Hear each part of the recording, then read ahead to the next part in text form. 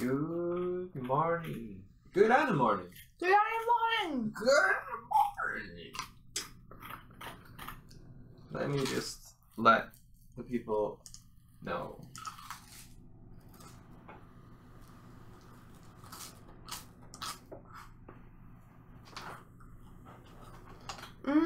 Tough. Yeah. I was. Oh, wait for it. There's a heartache. Hello. Hello. India got me toast. I have toast and tea and jam.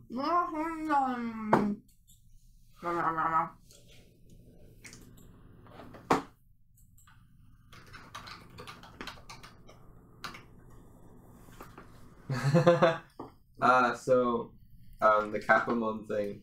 I think I got you the wrong tea. Let me give you. Oh. Thank you. Oh, tea. Thank you. No cheese. No cheese. Tea. Like drinking tea.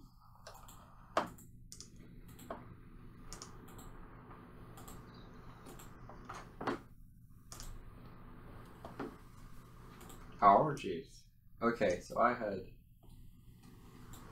Yeah, so Capamon, it was a robot, but I noticed I had to like resubmit things.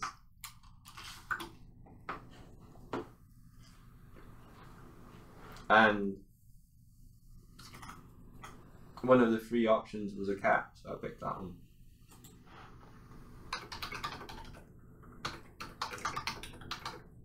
It looks a lot like yin. It does. I picked the black one because yin. It's our surrogate yin. So I had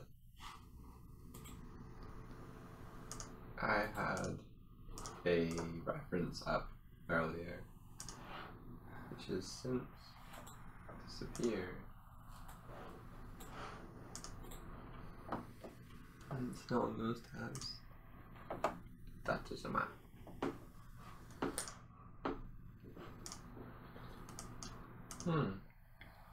Okay, well, I don't have the reference for this drawing, so... The show was awesome, by the way. It was really, really cool. Yeah, it was really fun. Trashpod doesn't think so.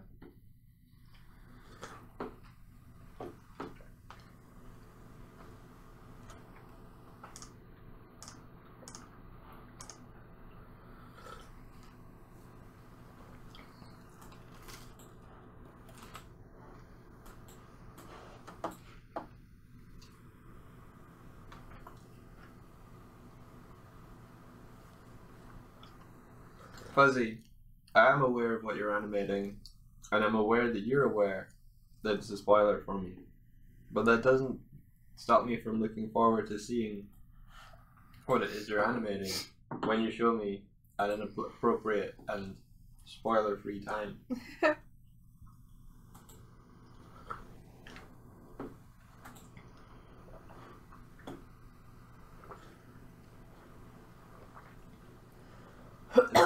Odd circumstance to still be looking forward to something I don't want to see.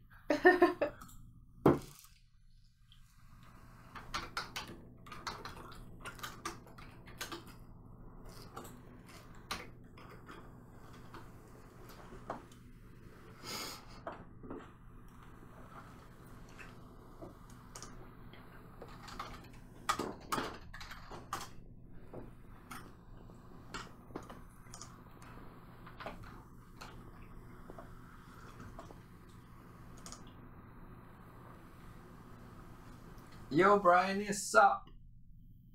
Brian!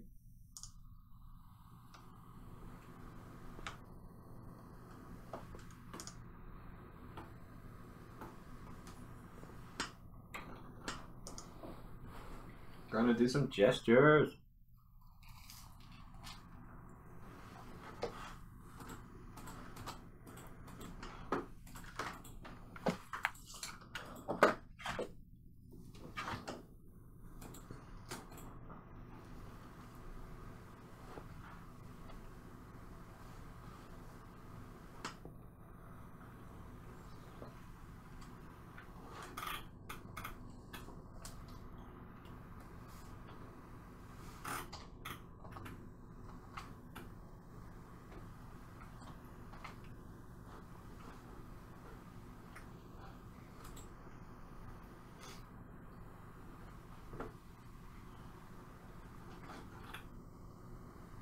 Oh, cool. Have you been to the life drawing class before? Oh, Andrew, sorry to hear or Steiny, sorry to hear you're not feeling well.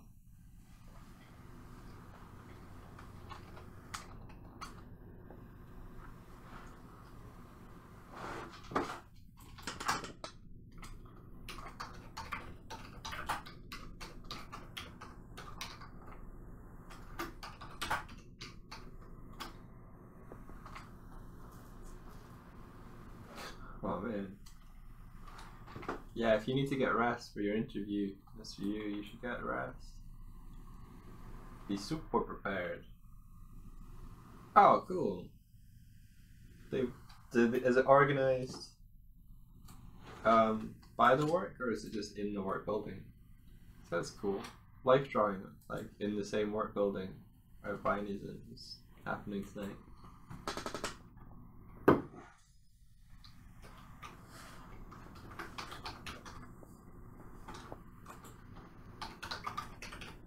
Oops. Okay. I need to speed up.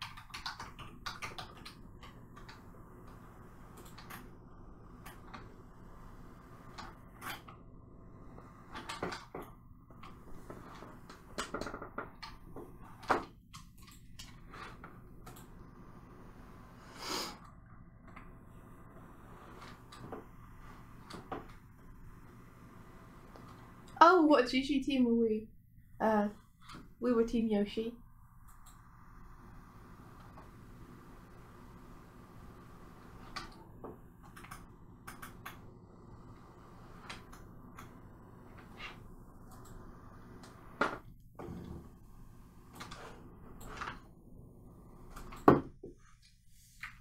I was glad I picked Yoshi.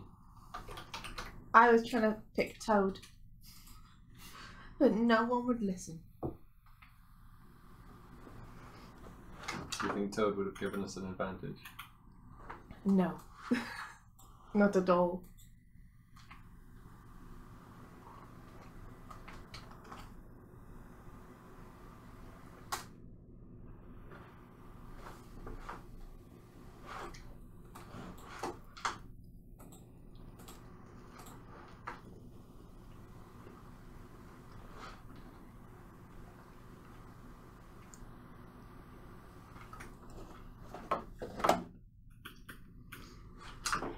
So Yoshi always gets beat.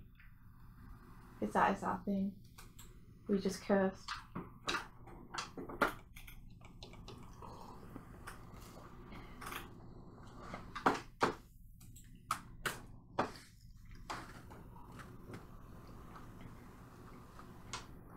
We had the VIP tickets where people could go and have Q&As with them before the show starts. Yeah. Very cool.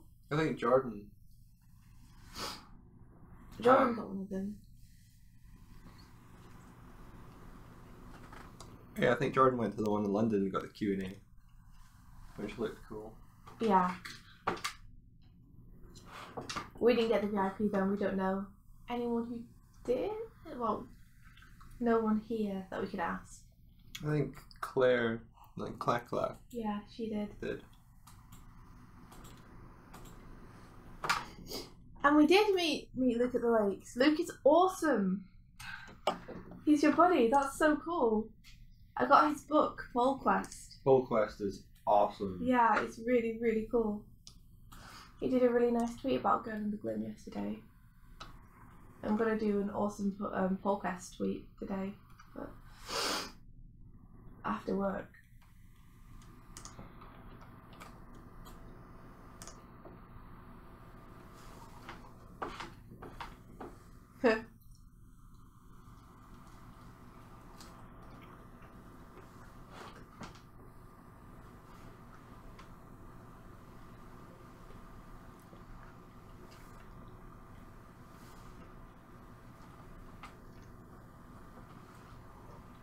There's a reason I didn't tell you, Fuzzy, about the blur tool. I didn't know. Oh. Hey, Mike. Yeah? There's a blur tool.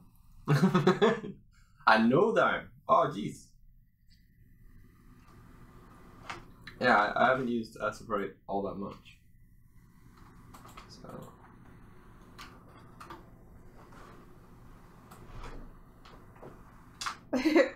Ow. Sorry for my sniffling, by the way.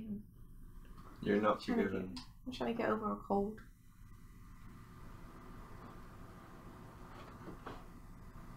I'm doing my best.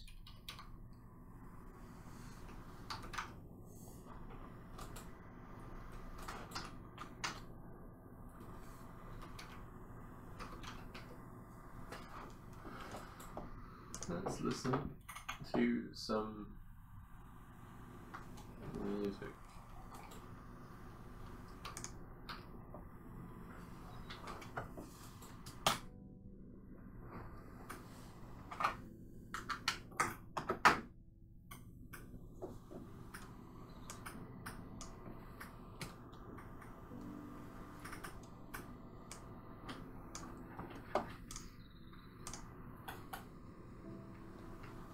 So yeah, I hadn't realised before going to the show last night that it was the last show of the tour. Yeah. That's pretty cool. It is. Well, not cool, but like... It's nice that we got to see the last one. Yeah. I think.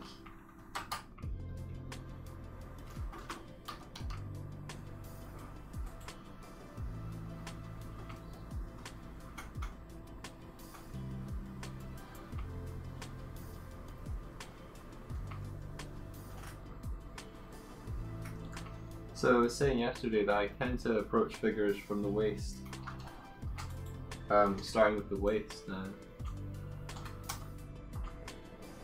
Because I find it's easier to work out from the center. Do you find that you start in any particular way when you're drawing figures now, India? I tend to start with torso, I think now. Yeah. I'm not sure where I got it from, but I remember someone saying, like, if you start with the waist, you can sort of build up from that.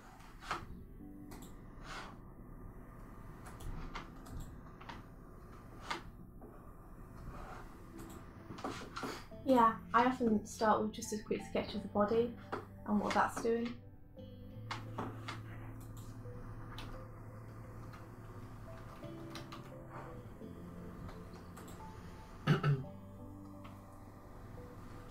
Brian, his life drawing teacher, said, don't start from the head, start from the middle body area first. That's cool.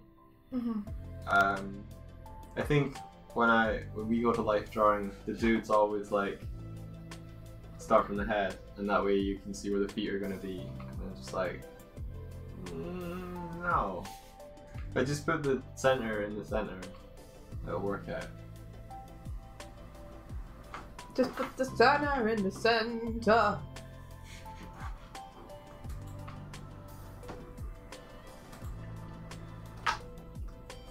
Take care, Jonathan.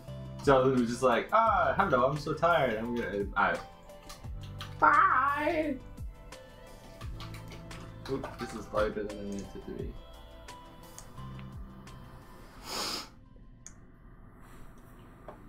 Yeah, when you start the head, it ends up being too small, too big. I also find this.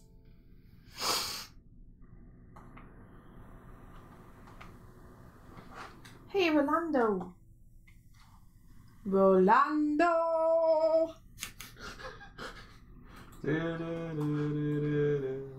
Rolando!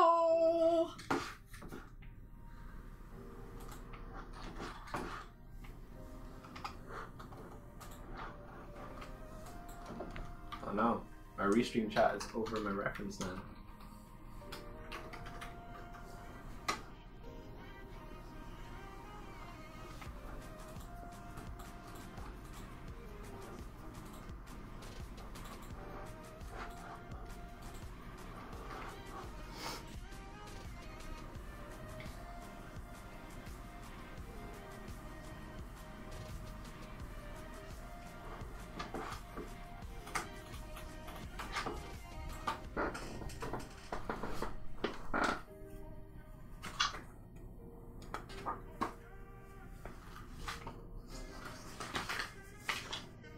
the chill out music that I've somehow selected just reminds me of like Game Grumps remixes.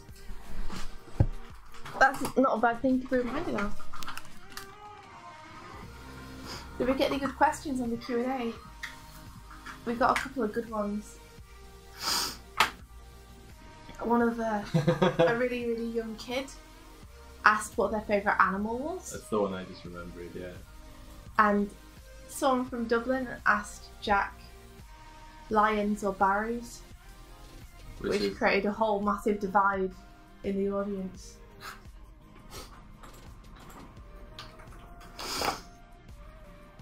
That was funny because Jack was like, but the other two had no idea what that was about. Yeah, they just knew that everyone in the audience had been started screaming.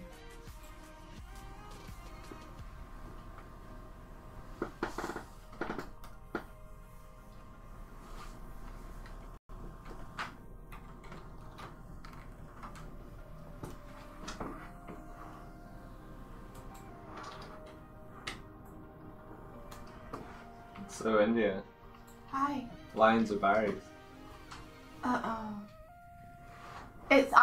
It's difficult.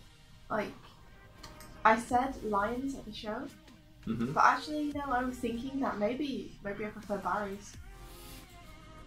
Maybe I was hasty in my decision.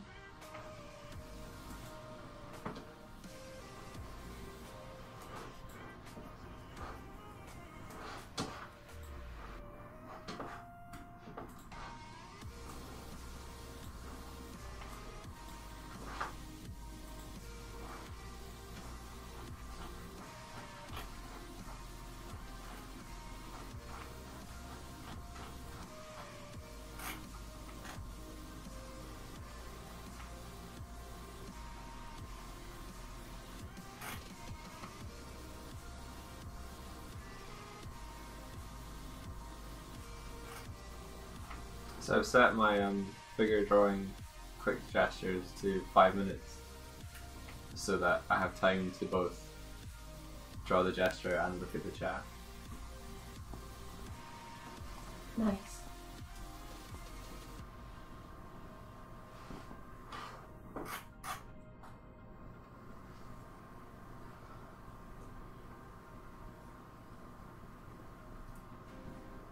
What's your favourite animal, India?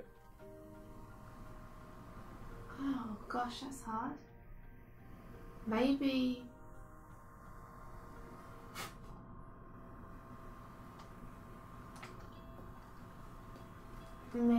it's a triceratops.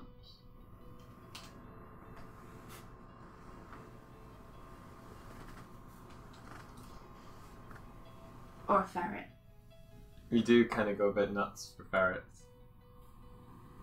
Geckos are awesome. Like, you chastise me for watching animal videos, but you are the one that showed me ferret videos, so it says a lot that, like, something that you have a disdain for, you overcome when it comes to ferrets. Yeah. Anything for ferrets. I've got to do some work that I'm not allowed to show on the stream, so Mike's kindly taking the helm today.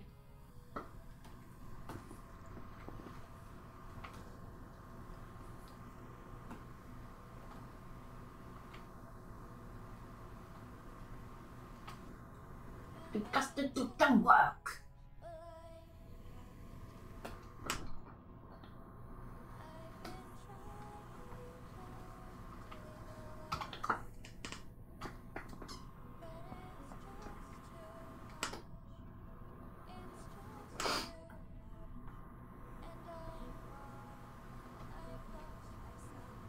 Yeah, just because, like, India had no time between work and the show yesterday. She got to do stuff. Yeah, I had to go literally from work to the show. And yesterday, like, I went from the airport to bed at like 1 o'clock or something. And then yesterday morning I went straight from the stream to work, so I've had no time to actually do this thing that I said I would do. So I have to take a bit of time out today. But it's okay, because it's Doig and Swift. Or Swift and Doig. Play stream in the house. Stream in the house, yep.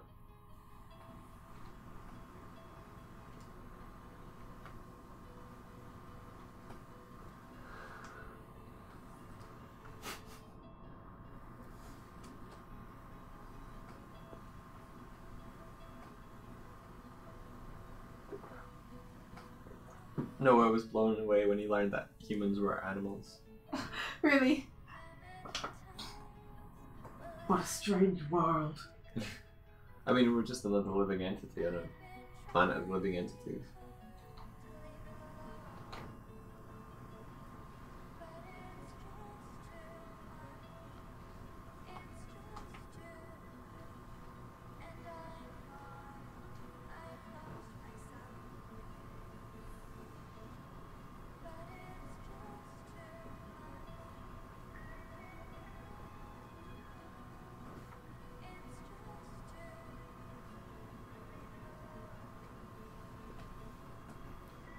So what's your guys' favourite animal?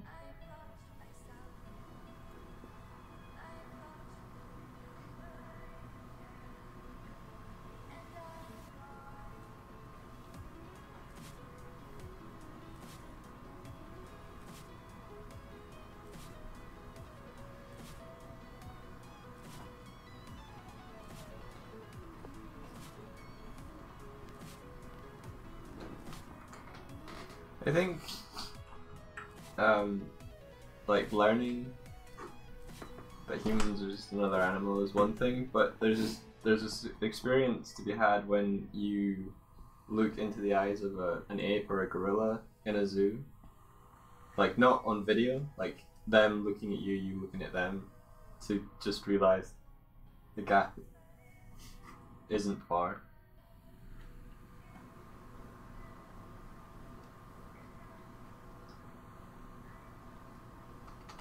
That's why I don't like apes. Well, you don't dislike them, but they No. unnerve you. They do unnerve me. I don't like that we keep them. In captivity. Yeah, I think that's not right. I agree. I get, like, when it's for preservation purposes, it still feels... It's just the enclosures are so small compared to where they could be living. Yeah. I think that's why Planet of the Apes is so scary though. Mm-hmm.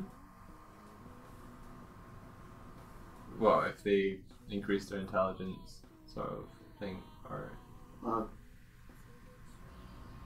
I don't think they necessarily have to increase your intelligence for it to be scary. It's more just a thought that they kind of know what's going on and what we're doing to them, and they're not happy about it. Yeah.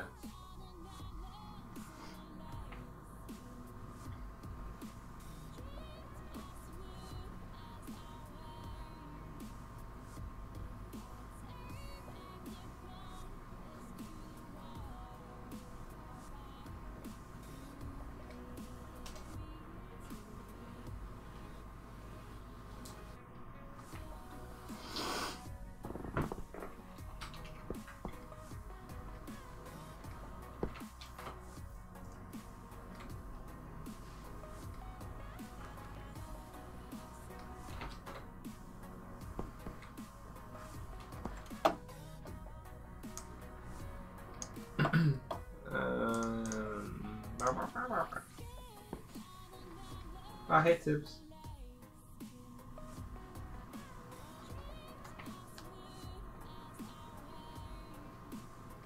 Thinking about the situation, baby. All the checkers. Did I prompt you into... You went. Did I? Yeah, Are you sure? pretty sure.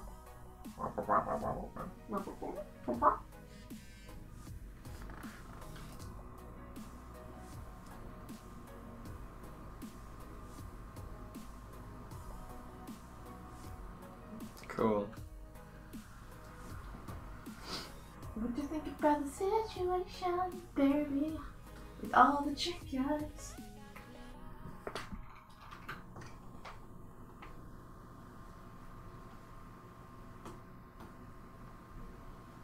That's a Game Grumps remix that's really just catchy.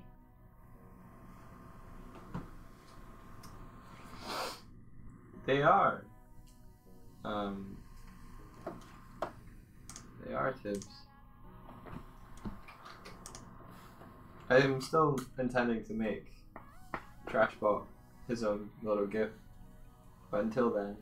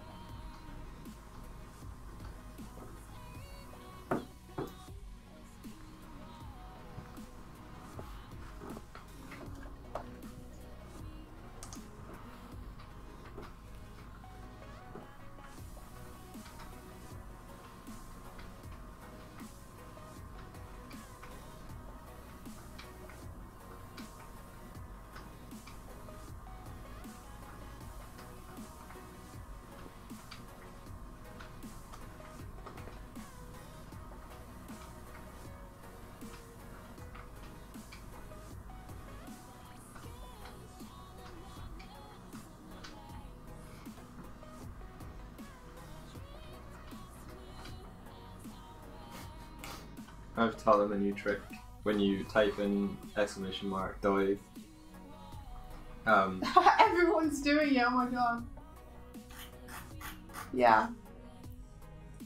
then the little cat like brings up a picture of the bear and then does like a little scratchy thing at it. Oh, cool. Does it do anything to Swift, or is that yet to be programmed? I don't remember. I would love to add something, like maybe you can give the cat some sushi. Maybe I can. Do you want to give the cat some sushi? Maybe. Oh, It has its own commands, but they can cross over if they need to.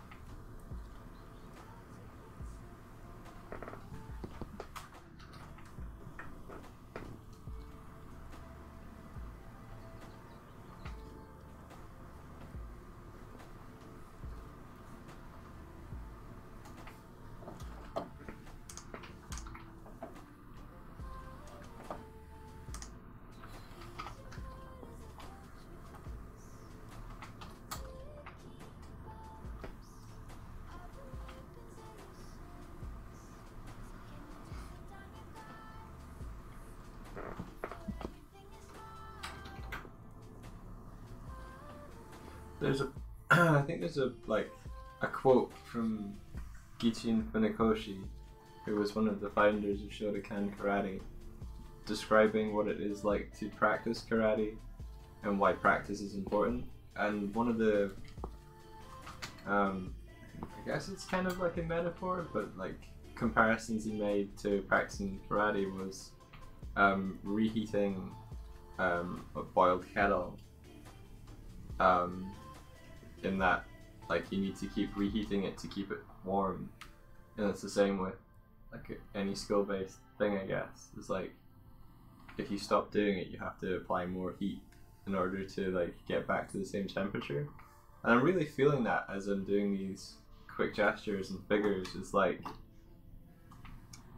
I have to almost go through a process of doing it again to rekindle or reactivate the ability I felt like I had before things start to click. And I think there's a sense of, from experience, a sense of faith that that will happen. That if you kind of go, oh, okay, then it's not working, and you kind of be like, oh, it's just not going to work, and stop doing it, that maybe is a drop-off point for people, where like, oh, I'm not going to get better. But when you think about it in the sense of like, no, you just need to bring it up to a boil, and that takes time and patience, like boiling tea. I don't know. It's what I think of when I think of like, I need to get back up to scratch. I need to warm up. Warm up drawings. Fuck, it's in the title. Yeah, warm up sketches. I got there eventually, guys.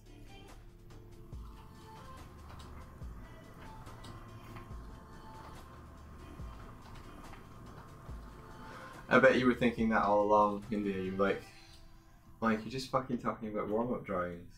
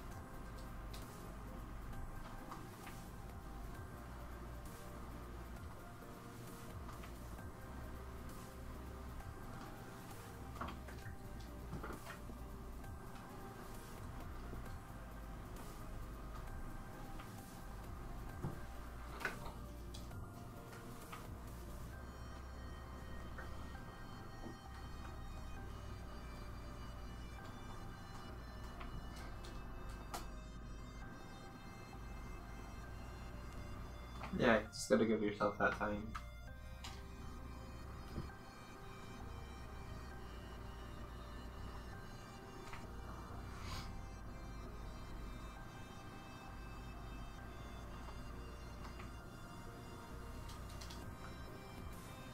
Awesome, dude. Oh, that's so cool.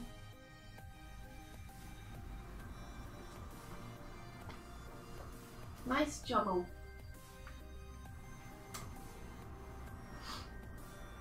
I was working with Paper Bag yesterday.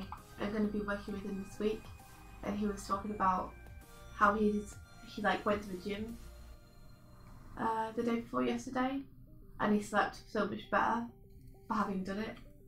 Really? Yeah. Cool. And he's going to start working out in the mornings, he says, a little bit. Because his sleep schedule used to be all over the place, but since he started doing it, it's got a lot better. That's interesting. Yeah, it's cool. I would like to go back to the gym. I used to go to the university gym, and they would do it per session. You'd pay like, I think it's a small fee of like $2.50. So I used to go twice a week, which is like £5 a week, which is probably more expensive than a year subscription or whatever. But I felt like a low commitment, drop in, drop out thing. And I wish there was somewhere around here that had that sort of thing.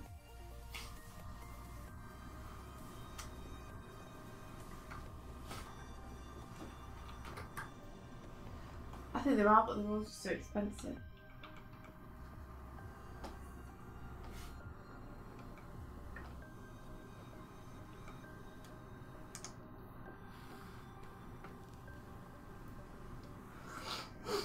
I remember going to like can't remember what the name of it is. It was an exercise class that used martial arts as the movements. That's cool. And a lot of them were taken from karate or karate. And the way they would do the movement was really, like, at that particular class was really bad. Like, oh, yeah, like it wasn't a martial arts class.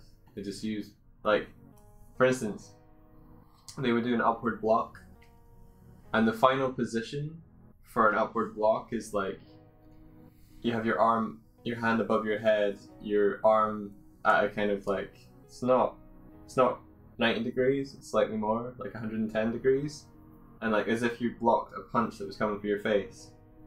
But the way they would do the movement was they would swing their arm up and around so that it kind of went in a circle motion and ended above your head. And that doesn't block your face. And they would kind of do that. But when I was doing it, I was doing a proper agyuki, and a proper upward block, which has like a twist and everything. And by halfway through the class, I was fucked. Because I'd been doing the movements at the same time and the same pace, but with all of the kind of like twist in the hips and everything. And by like halfway through, I was like, I am done.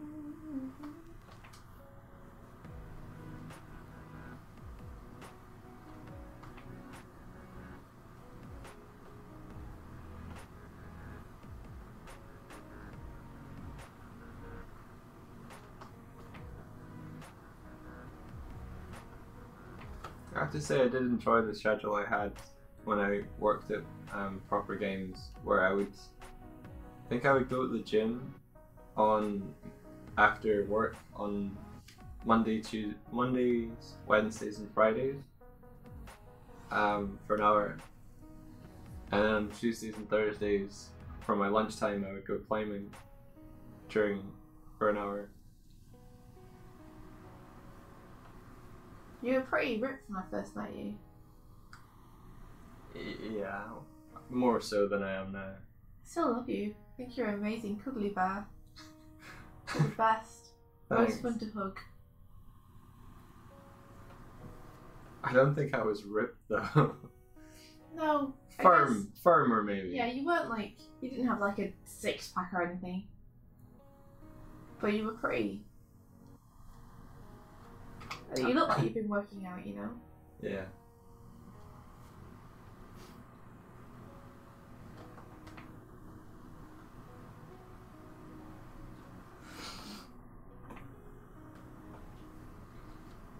I did. I just fed him sticks of butter.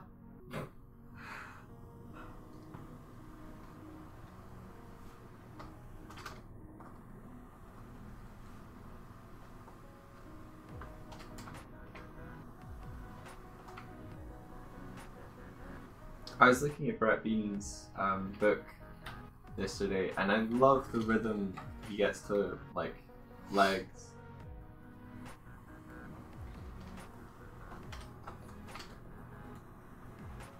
Brett Bean, like, he's got a confidence in his drawing where it's like he doesn't really care if he does it wrong, so he just has fun with it. Yeah. I think that comes through.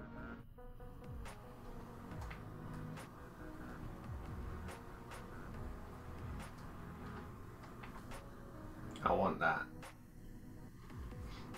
Like, he always seems to sketch very loose. I suspect there are a lot of sketches that look really bad, who just like does them really fast.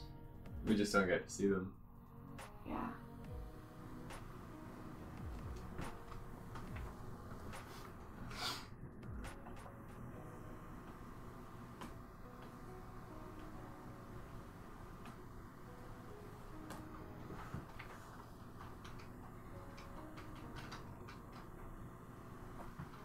I don't know what they're talking about. I was talking about legs. They're talking about knocking people unconscious with butts last I checked. And something about combining wearing the same swimsuit in an anime. I didn't follow what the anime was, but that.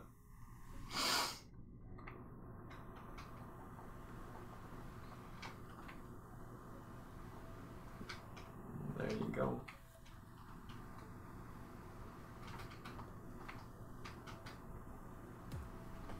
Woman, why are your legs so difficult to draw? Huh? You're asking me? No, this model's legs. It's not her in particular. It'd be any legs. I'm just still warming up. Model! Don't blame your model for your own bad drawings.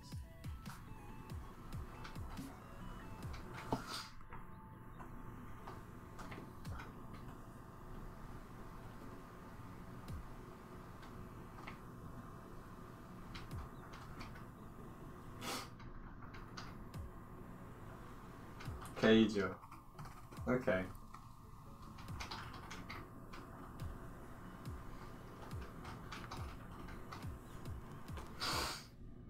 Yeah, Indy and I have been watching Starlight Crusaders, and we just got to a ridiculous part that Indy was kind of in stitches over it. It was great. They involved fighting a shark. Yep. More or less. Yeah. You punched my shark.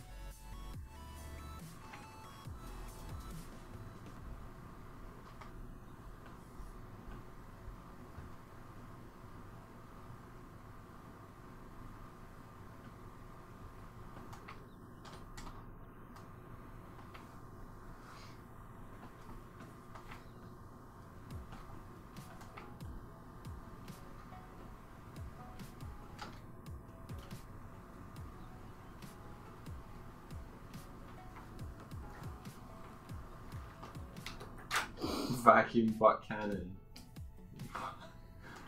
Okay.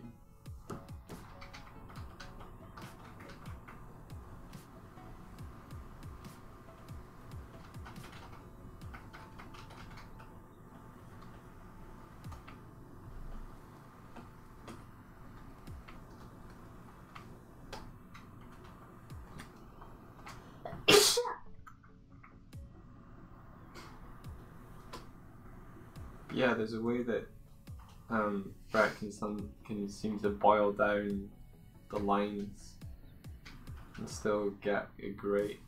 He's really great at organic shapes.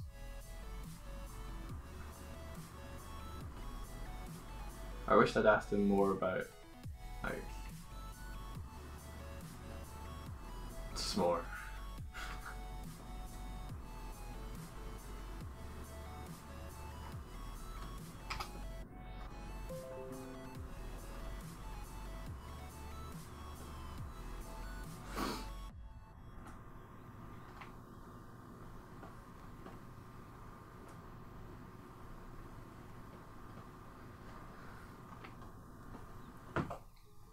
Hopefully we'll get to see him again soon. Yeah.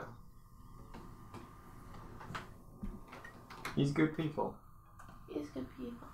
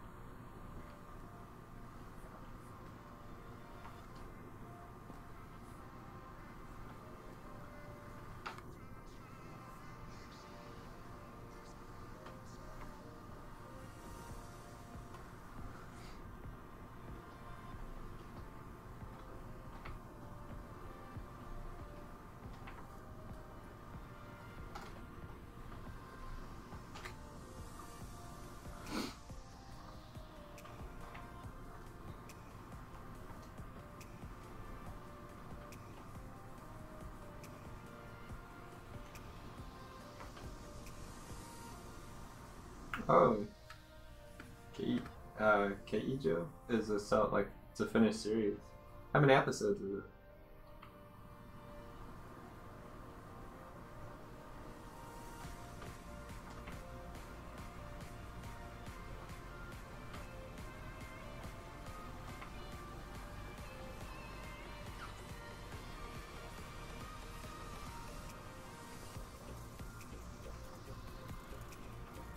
Oh, it was MCM at the end.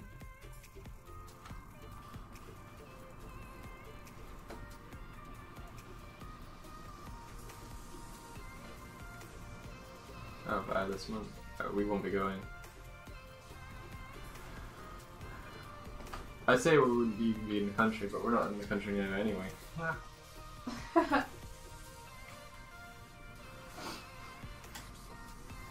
I've been to one MCM, London. It's pretty cool.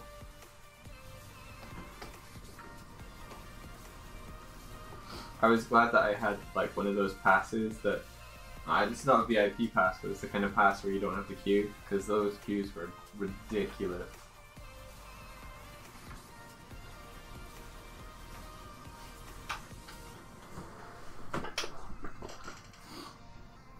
Because I was exhibiting a game at MCM, so I was able to be like, "Hi, I need to get into setup," and they were like, "Okay," and then I got to walk past the whole queue. Good times.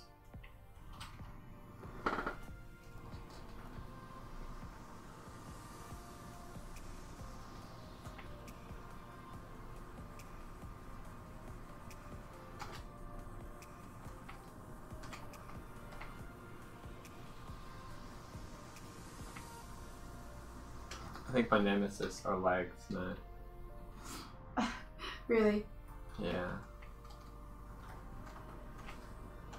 Legs?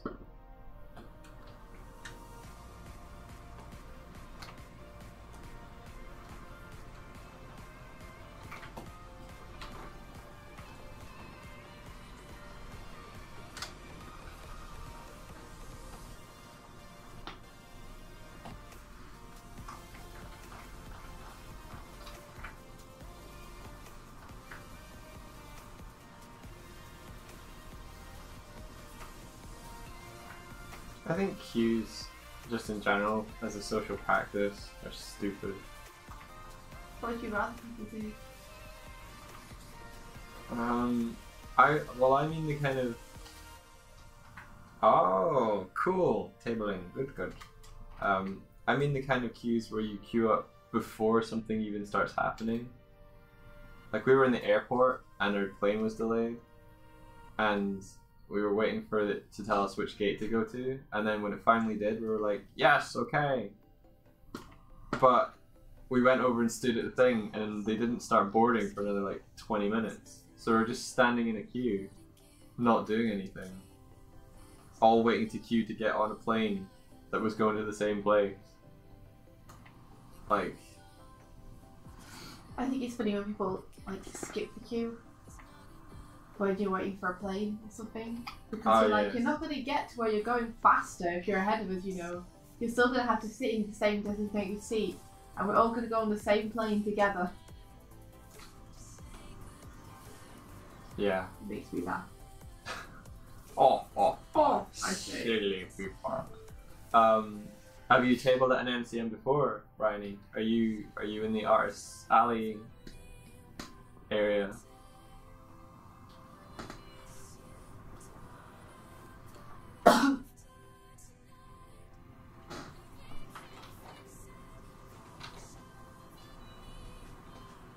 A ticket-based system would have been good for the Jarlway queue, thought Hubble. Yeah, like, maybe you like got a time slot or something.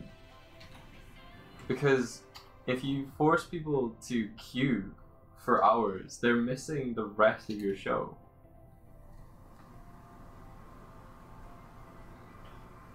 Like, you're literally sacrificing your experience of everything else for one thing. I didn't even see Gerard Way. I didn't even care. I'm sure he's an awesome creator, but fuck that noise.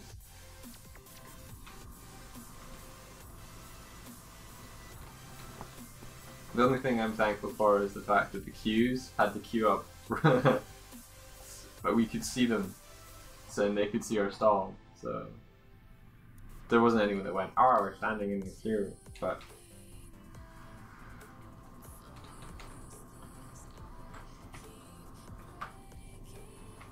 Queues are stupid.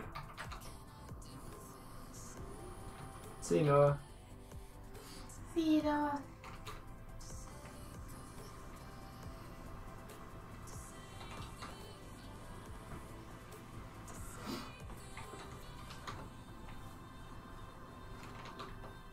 You know who does queues well? Canada. Canada does queues really good. Or at least Canada's Ottawa's train station. That was a good queue. That we weren't a part of. They're just really laid back, whereas in England they're like, no, you had to queue! And they stop you from being able to do what you want. Well, we went to the train station and we were trying to buy tickets. And clearly that is not the practice. Clearly the practice is book your tickets in advance and wait for the train. Because the guy on the desk seemed surprised that we wanted to buy tickets, and he spent a good 20 minutes dealing with a box. This is the 20 minutes before the train was supposed to leave. So we're like, "Hi, can we get a ticket for that train?" He's like, "Oh, yeah, thank you." And we ended up buying one ticket for the two of us, accidentally. So when we went over, they were like, "This is one ticket. You are two people. You'll need another ticket to get on the train." And we were like, "Oh." Luckily, they held the train for us to buy the ticket to get on. How cool is that? Well, not cool. So, and then we were got the ticket and practically breakneck ran to the thing. And the guy had to put down a ramp or stairs for us to get up. And we were out of breath and we were like, sorry. And he's like, "It's fine. It's okay. Don't worry about it." He did it slowly and calmly and friendlily. It's like, here you go. Enjoy your train trip. That was weird. It was nice. Yeah. But then we did have a nightmare following that. Oh yeah, which I've forgotten. We had to change at a station midway in order to get another line into Montreal in order to get off at a stop that was close to where we were meeting someone. And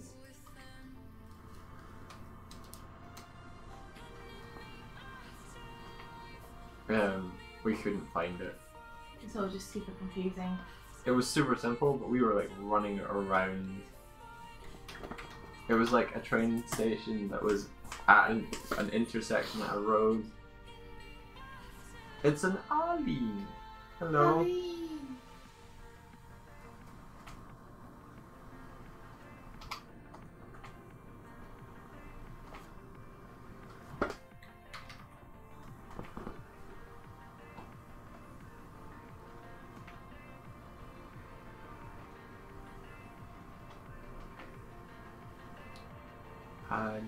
How have you been, Ali?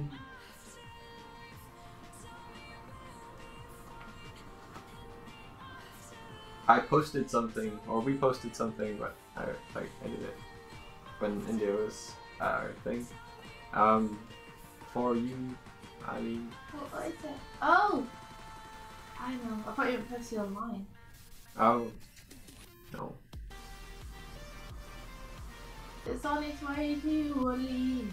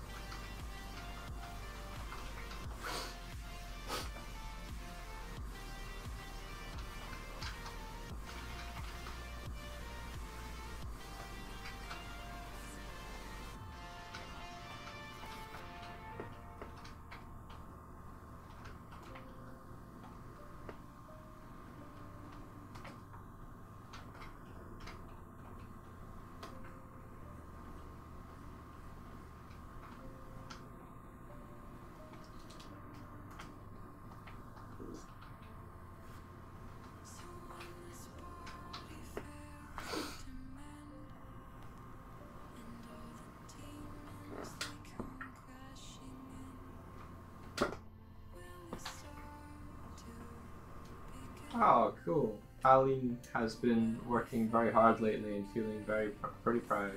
Oh, that's awesome, Aline. How's it been going?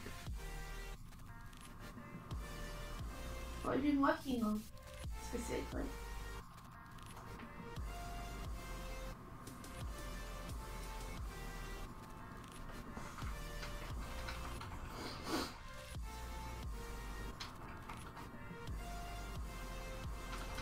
I know what you mean, signing like the trends on Twitter. I don't follow them.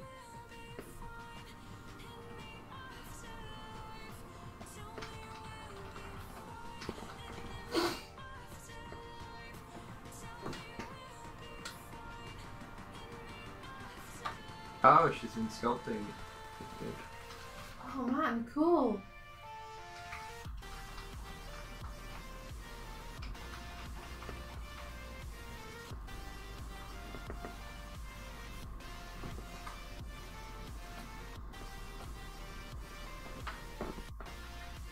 I read a comic by Scott McCloud about a sculptor. That was really good. Oh, was it good? Yeah. You finished reading it? Yeah. Thank you so much for buying that for me. Awesome, I'm really glad you enjoyed it. That's really cool.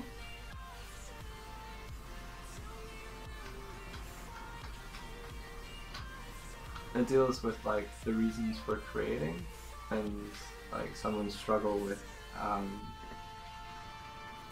I guess finding their self-worth through that.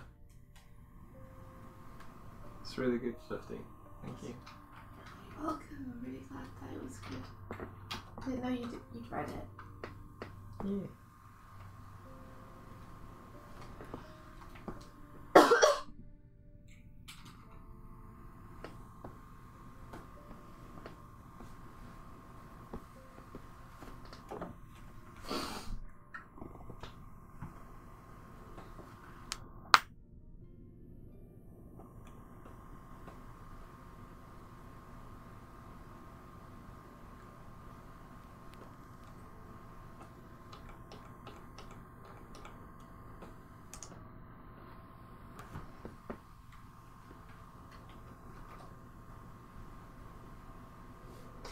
Yeah, I make a point of not posting anything political on my Twitter or engaging in anything political. Keep it about art and the making of.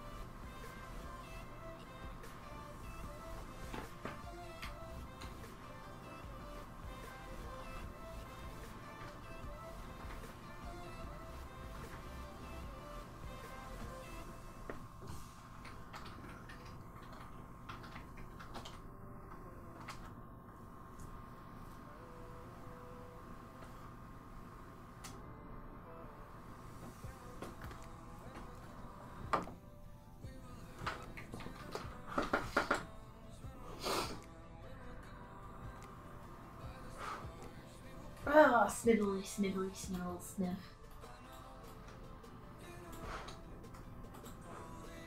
Oh, I gotta think about Van Moosen. Vámonos. Van Moosen.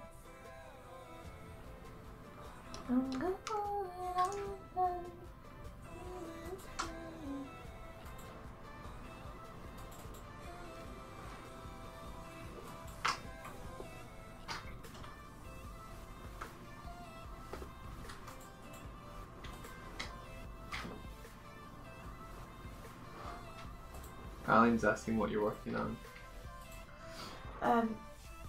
I am doing some storyboarding work that I'm really excited about. I don't think I can announce the project yet. I'm working with someone whose project it is, so it's kind of up to them. Yeah.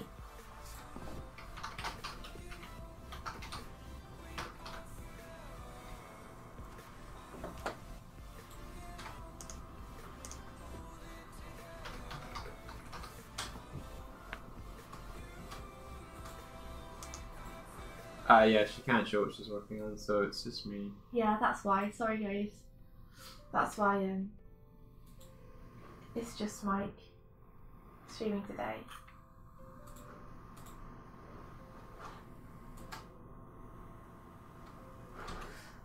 I did this little bit, Mike. Do you want to see it? Yeah.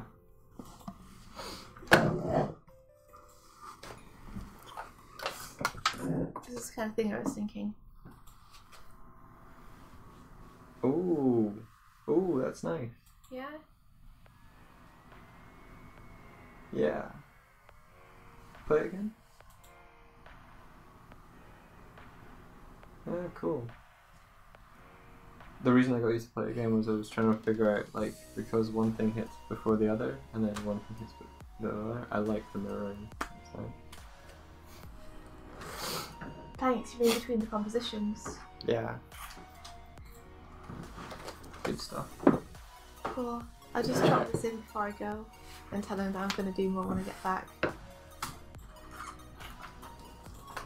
Yeah, I think you'll appreciate that.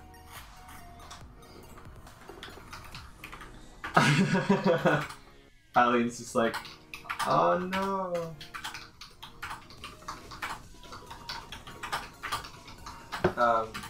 Doig goes, oh, an ad, and we want to see. Sorry. Perks of being a boyfriend. Pew, pew, pew. What are you doing over there? Garlic lemonade. Rolando, no. That's Garlic not... doesn't go with lemonade.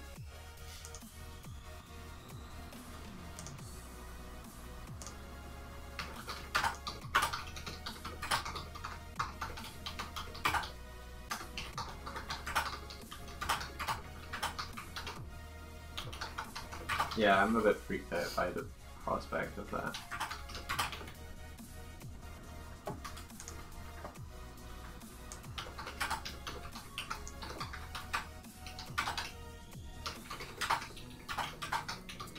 Oh, that's... Oh. Tiv's had a dream that she had 2 new cats, and now that she's woken up, she misses them. Oh, that's really sad. I already miss Yin. So, we were staying with India's mom for part of our trip to the lakes, and India's mom has a cat called Yin, who's adorable, and just wanted to be fussed.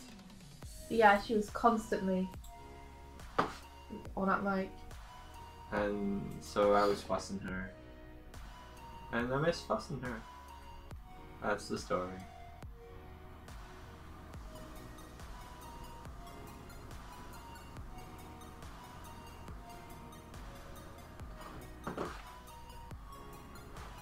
Perks of being a boyfriend, an autobiography from Michael Doig.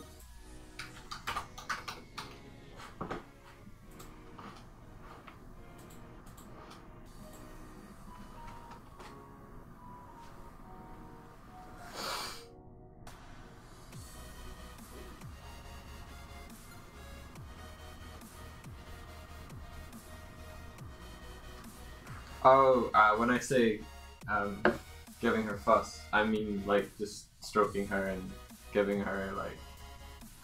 I'm talking about the cat now. Just hugs and stuff.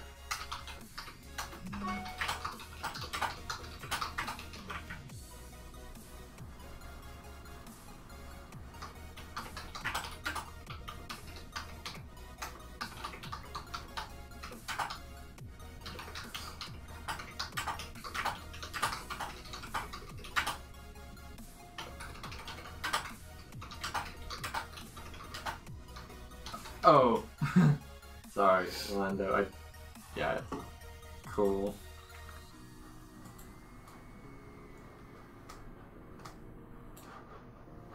Wasn't so much a pun as it was another use for the word, and it framed in a question that I could answer.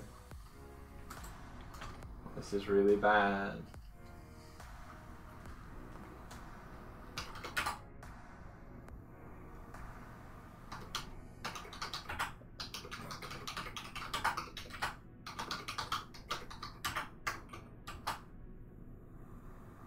Nice too. Confusion.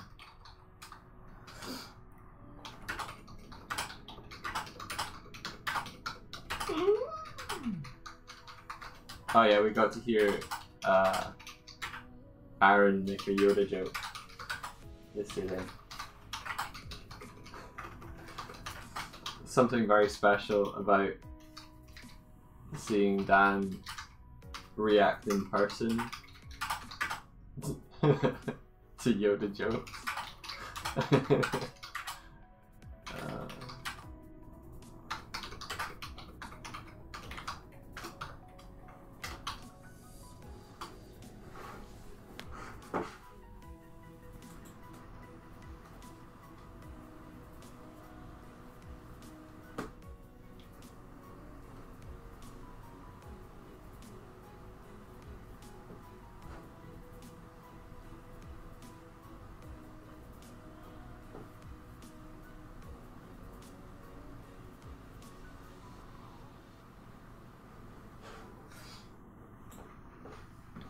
You're saying Dan is precious and you love him, Tibbs. Oh.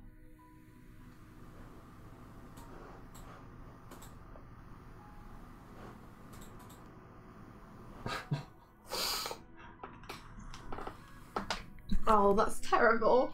Funny joke! Oh, this is me. Gotta get ready for work. Okay, Swifty. Oh no. Yeah, it was.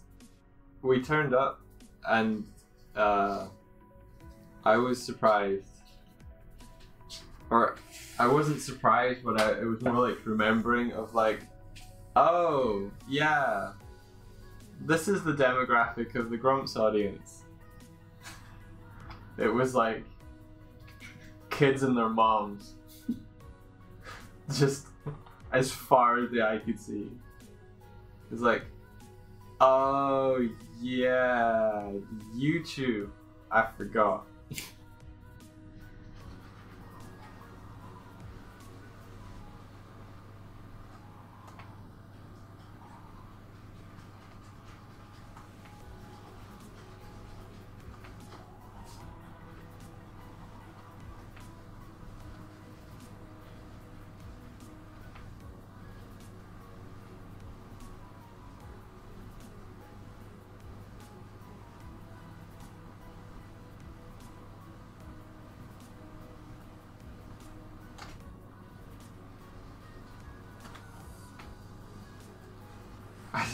May have been cool moms. I'm sure there was a blend of confused moms as well.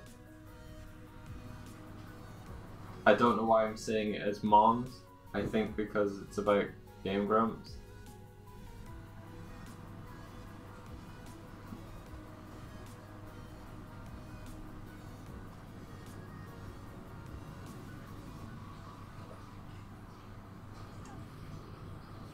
Yeah, like some of the people asking questions, like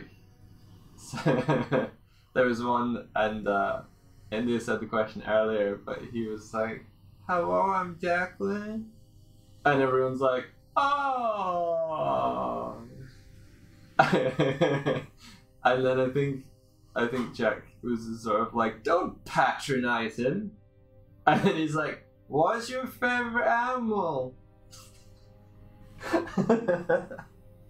And it was like, oh, okay.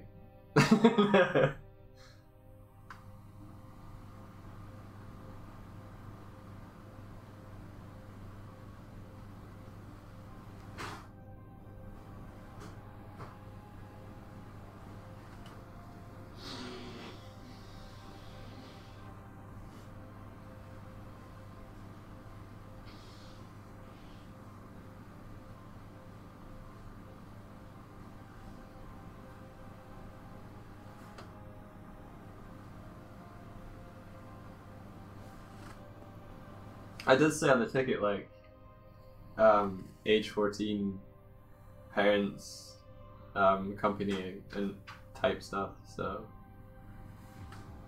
you know. Oh, this is really bad. This is really bad. This is,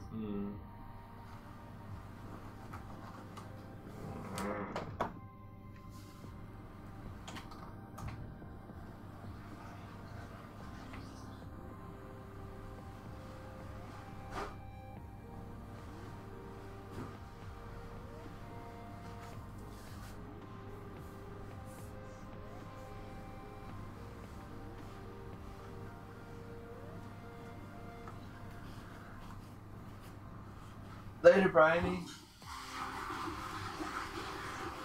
I think it's file, save copy as, and then you pick GIF from here, and then you can resize it as well.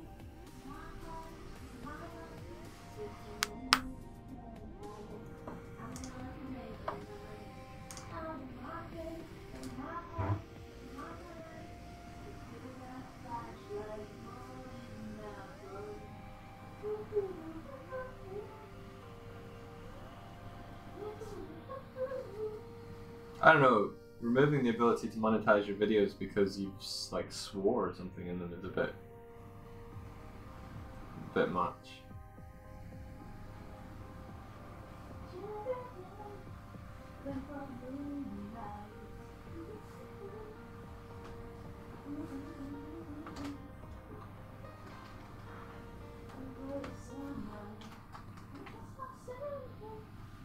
Like, if someone's making a livelihood off of your platform,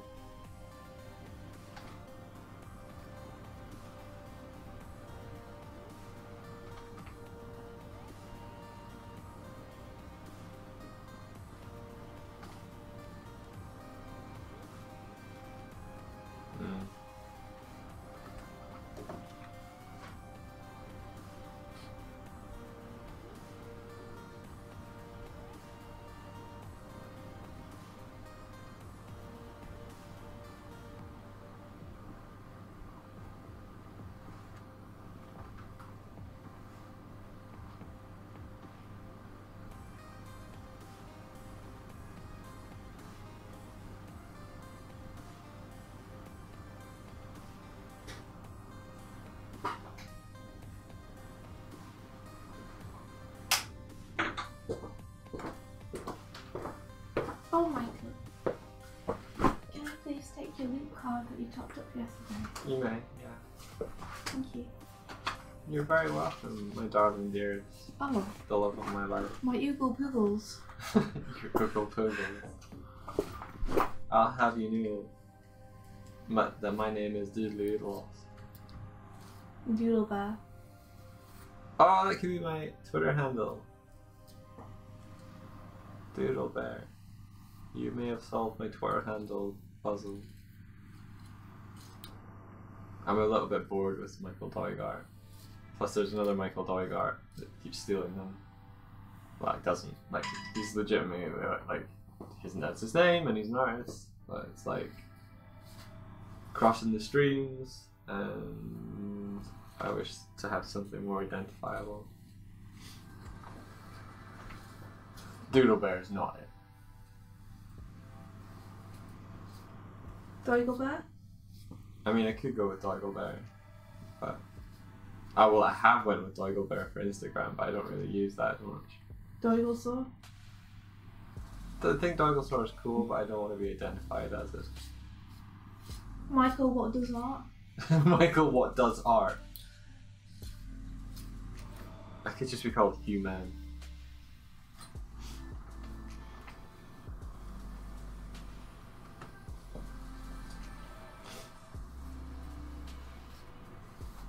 You're back, but you can't hear the stream. We could be saying terrible, terrible things about you. You'd never know. Jonathan Coomber is a big cucumber head.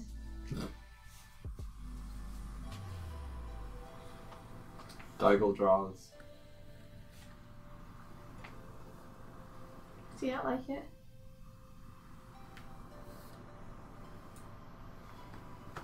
Michael Doig double equals Michael Doig. No, that is like... That's so lame it hurts. You're so lame it hurts. That's a nice sketch, by the way. No, I don't know the one I'm doing. Yeah. Thanks. It's my best Spider-Man life drawing.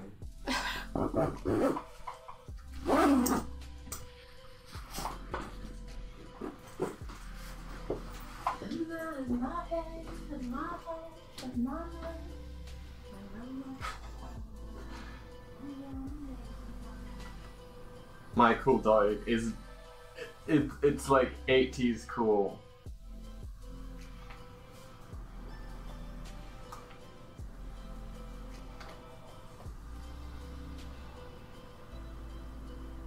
It's the kind of name your mum would call you to reassure you that the bullies aren't right. Of course, the bullies are never right.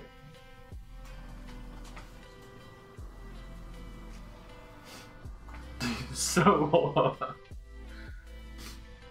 but come on, it needs to be something that you saying I'm 80s cool. It's true. I should just embrace my chronological origins. Aim for something 80s cool.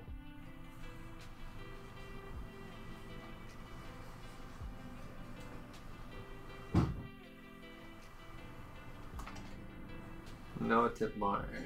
Where is your lip card, Mike? It is probably in my pants! Okay.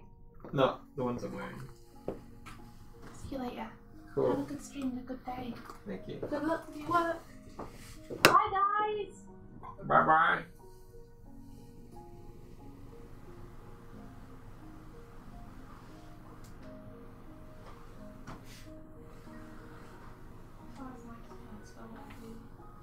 What pants were you wearing yesterday? The tan ones?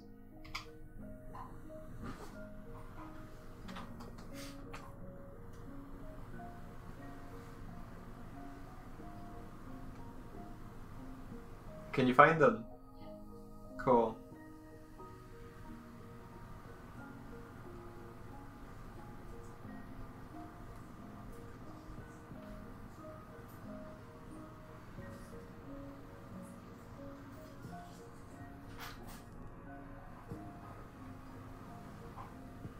So long. Good luck today, India. I miss you already. Sorry? I miss you already. See you soon.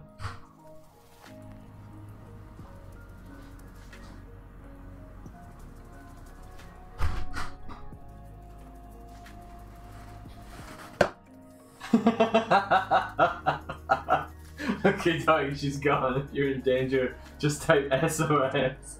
We've got you, bud. How I'm being emotionally manipulated.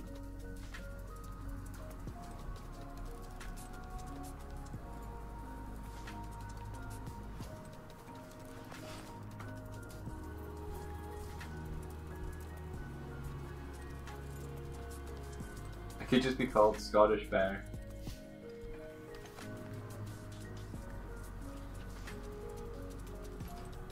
I found a cool thing in a shop front.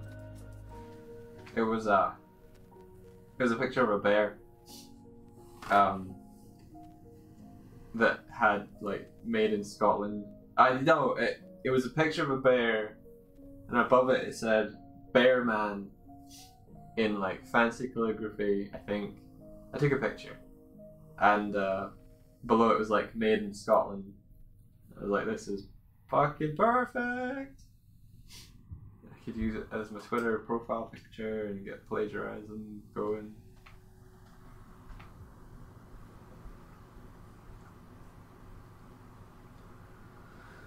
I'll post it in the Discord.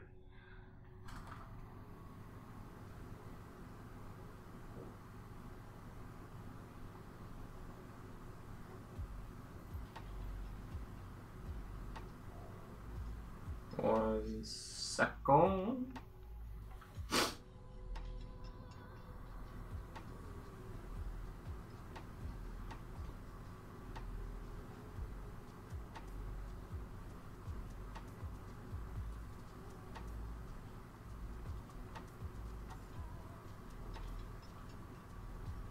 What?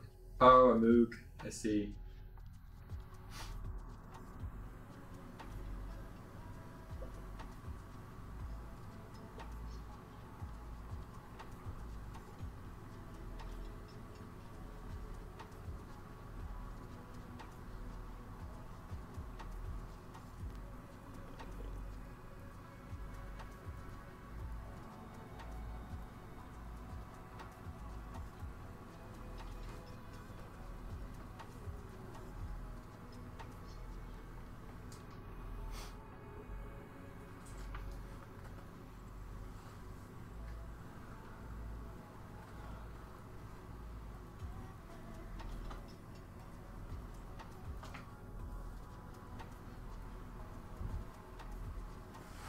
Oh, cool, you're gonna like drawing. Nice.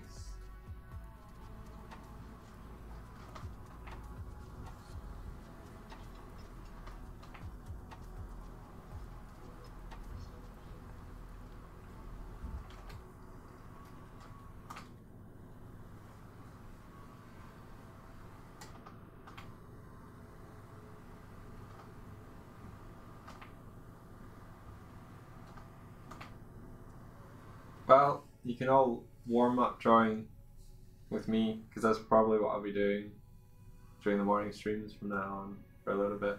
Maybe. Maybe I'll paint something. Maybe I'll paint a nice sky whale or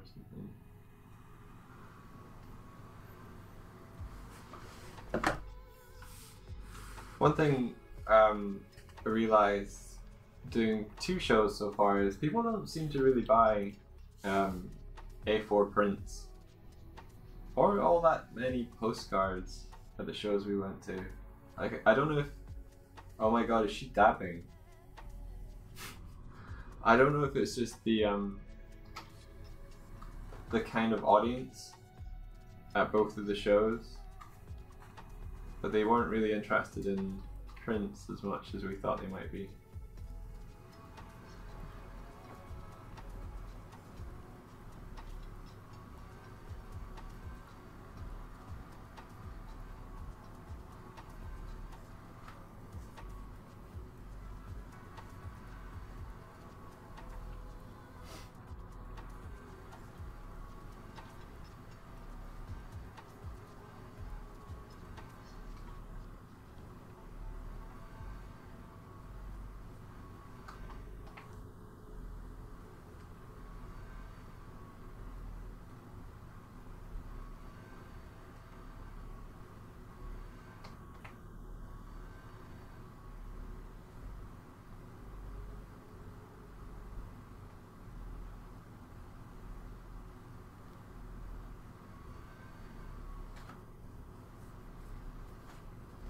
So I think in future I might get like A3 prints of the artwork.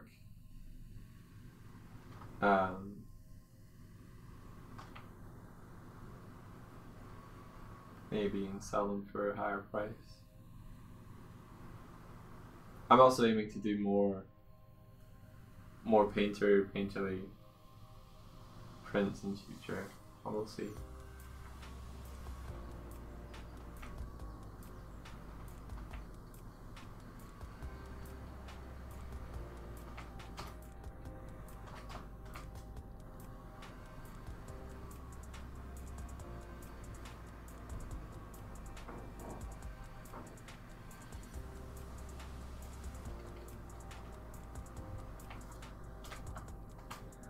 I'm not sure if bigger is necessarily better, but I think if someone's going to buy a print of your work, I don't know.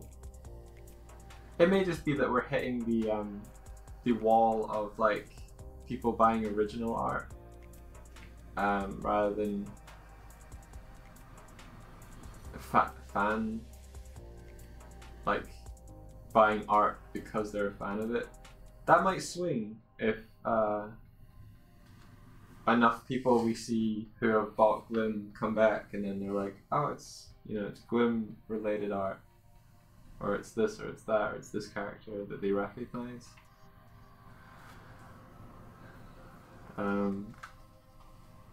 It might change, but yeah, it's interesting. The better sellers of the prints that we had were the Frostblight Bear and the Sky Whales, which in a way makes sense. I feel a little like I wish more people had bought some of the other ones.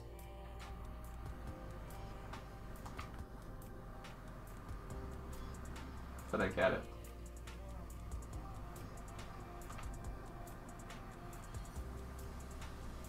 But we were talking to someone who's like a really well-known like comic artist, or like comparatively like well-known, like working on Marvel stuff, and he said the Lakes was like really slow for him.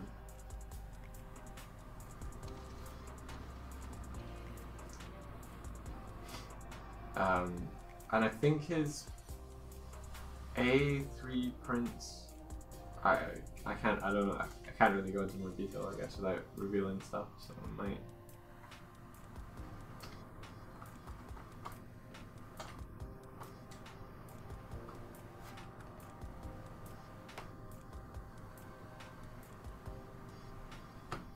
Lakes did have a controversy surrounding it as well, that's true. Which I'm a bit bummed about.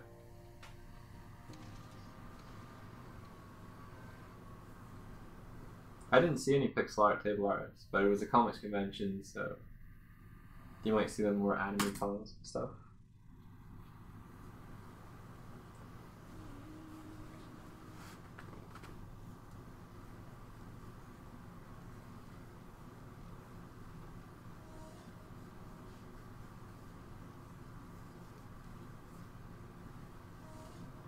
I need to speed up. I'm not getting the drawings finished.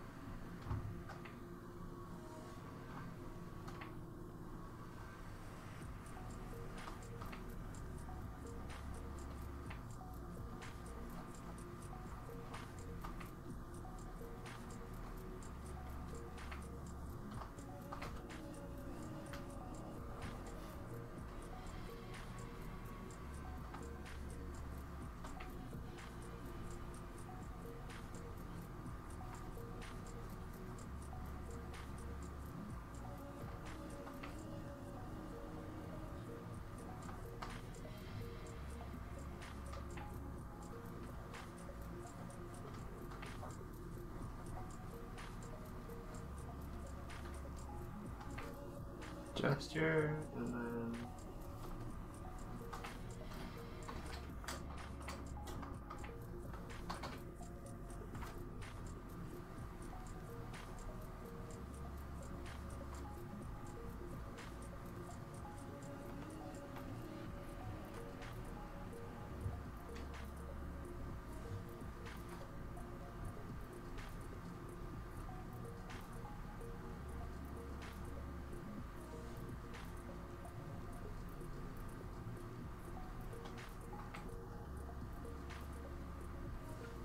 but it was nice to have a table that was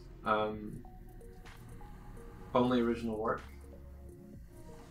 so that people were coming over for the art.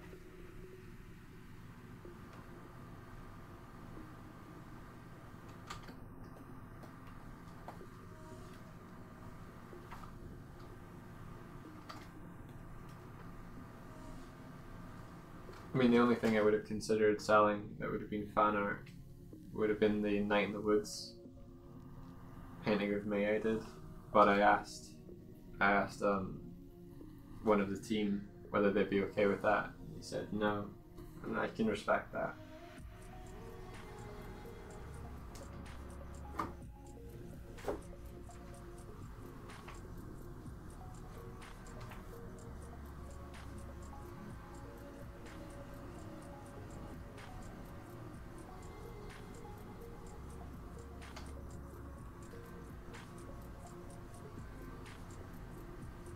Yeah, Tibbs, I think um, being a fan of like works related to the print,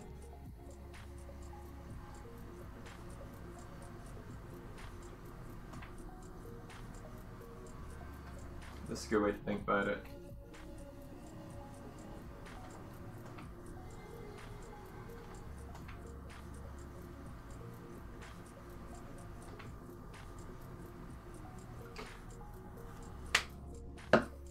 Sorry, I'm not engaging in the synth talk with you, Andrew. Like, it's not something I know about, and I should probably be reading, because you were playing some really cool stuff. I can't keep up with the volume of what you're saying and do the drawing as well, since I'm doing it from reference.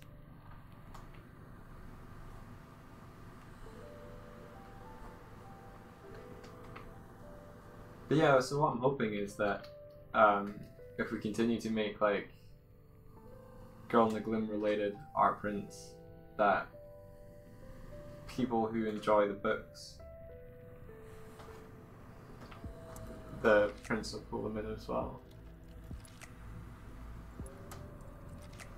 Because the one thing we didn't do, which I hope we can do in the future, is we didn't display the books open. We displayed them closed and people had to open them.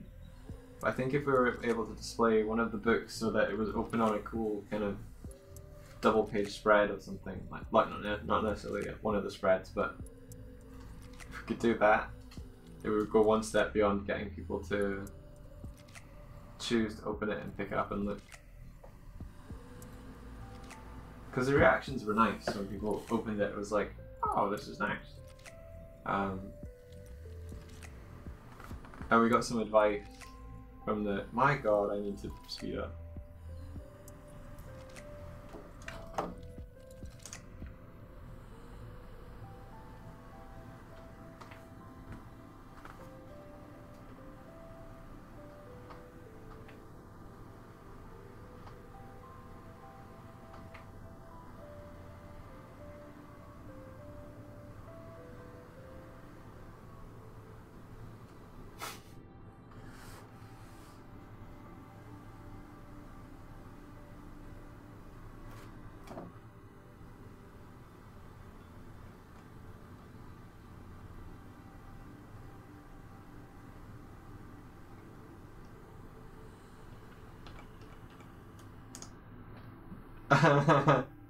Guys, this is the kind of discussion you want to do when Swift's around.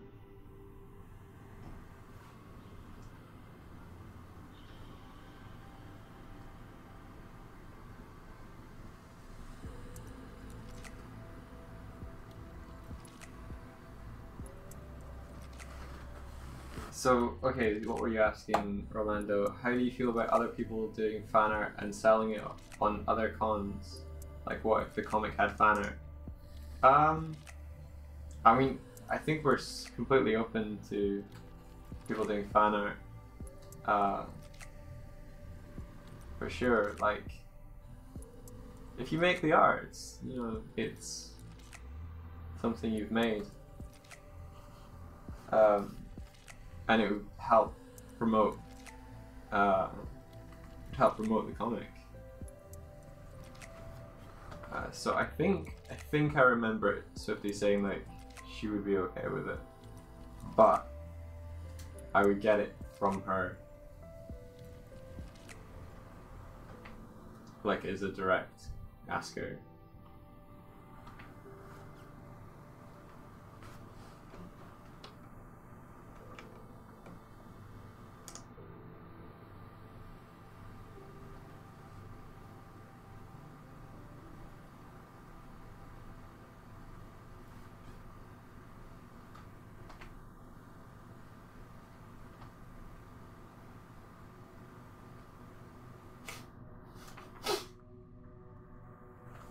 If you guys want to do animated Girl in the Gloom, that would be sweet.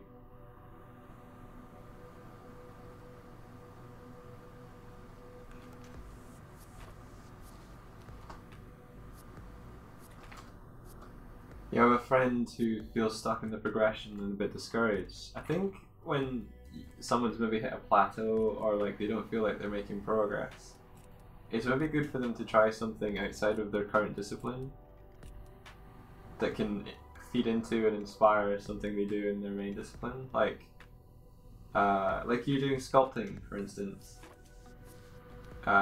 which teaches you about 3D form and how things relate to one another in space and proportion, and just it's a more tactile sensation of working with 3D form than doing a 2D representation of a 3D form. So maybe they need to try something that breaks them out of their status quo, rather than trying to push deeper into the one they know. Like, think about it, diving into a swimming pool. Like, if you have to keep diving down to a depth of where your knowledge is and keep pushing further into that kind of darkness, then I'd say darkness, but like it's into the depths kind of thing. Just sidestepping and jumping into a shallower pool. Like, how much fun in the swimming pool is the shallow end when you can bounce around and your feet can hit the bottom and you can like push off and just generally play, compared to constantly having to wade while you're at the deep end. So maybe just a refreshing breather of, I don't know, try chainsaw carving or something.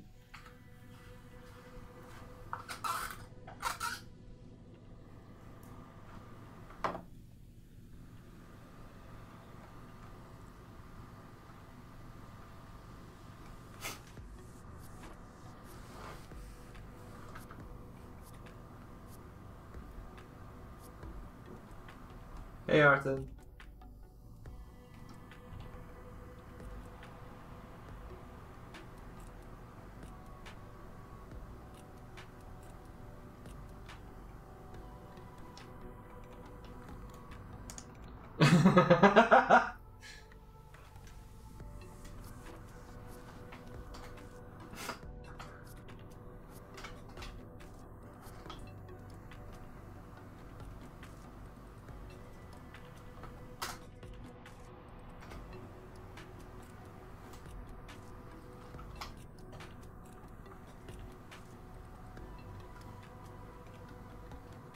She's gone to work.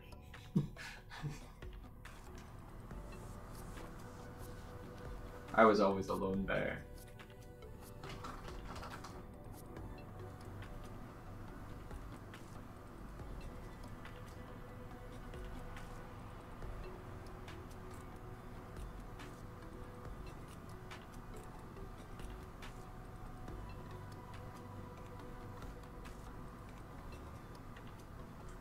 The 26th is the day I landed in Japan.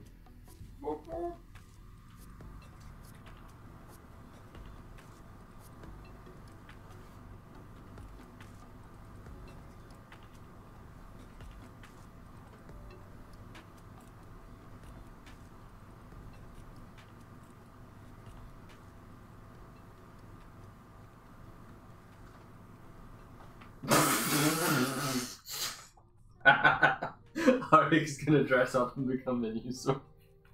If I had a drink, I would be spitting it out. Wait, I have tea. Oh, the tea is cold.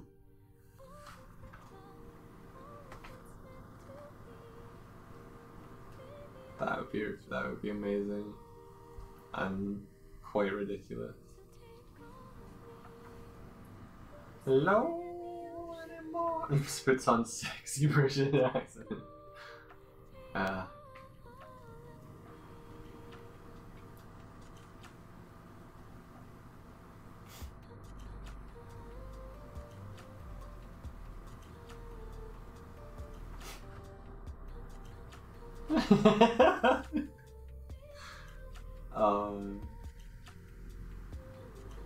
I like this dual stream text thing going on. One pretending to be Swift, all encouraging, and one just the sort of like Aline berating me for being alone and cold. Thanks, Aline.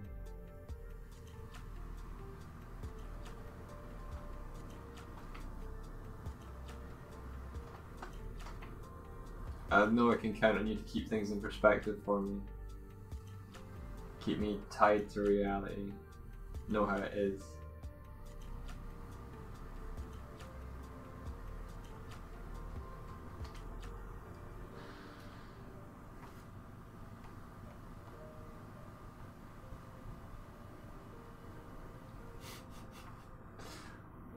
I feel like your Swiftisms are a bit on point.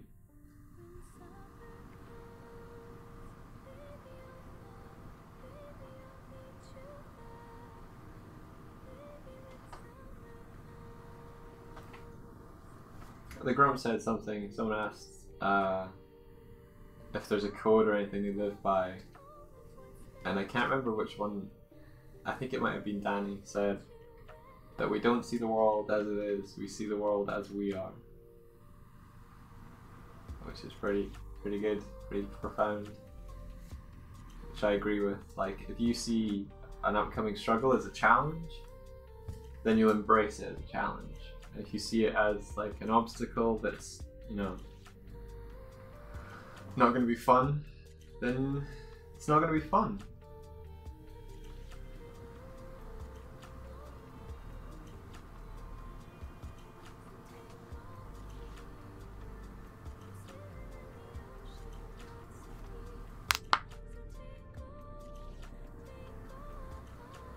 Go make me tea.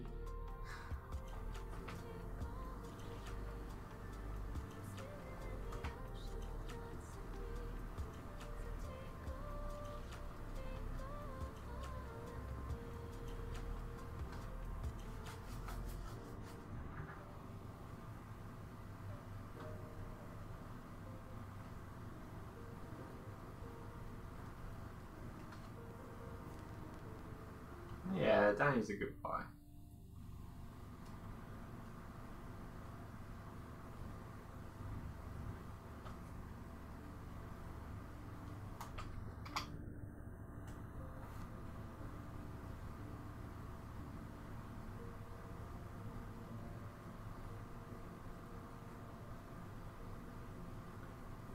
Okay.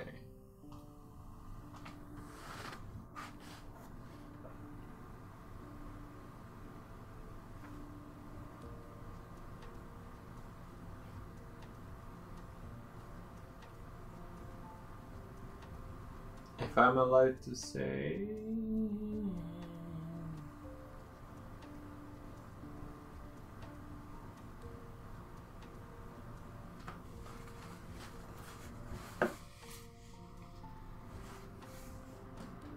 Hey, ba. Did India apply, or was she proposed work from network?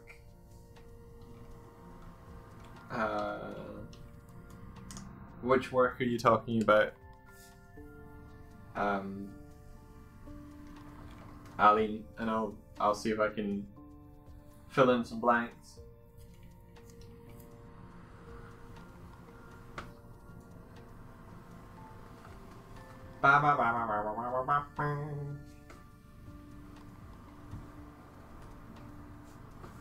Chocolate isn't vegan. The secret job that she's working on.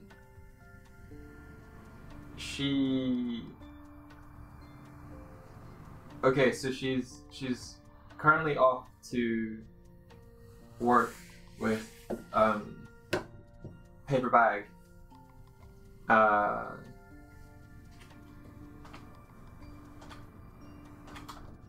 On something, but that wasn't what she was working on this morning. What she was working on this morning is for someone else. And both of them she didn't apply for. Both of them, they came to her.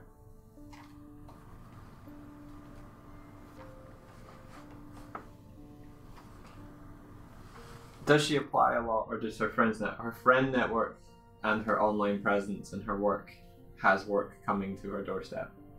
She's at the point now where she is given job offers and opportunities to work on stuff. She's worked really hard. She's at that point now.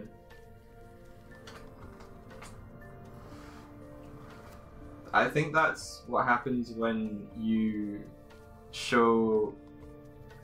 I talk about the power of finishing something, and like dedicating yourself and finishing a project adds a lot of power to your portfolio,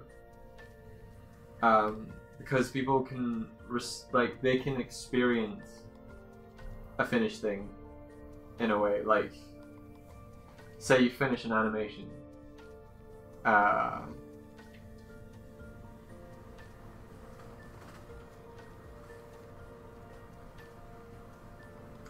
then it's something people can watch and enjoy. It's not a test. It's not a purely skill demonstration.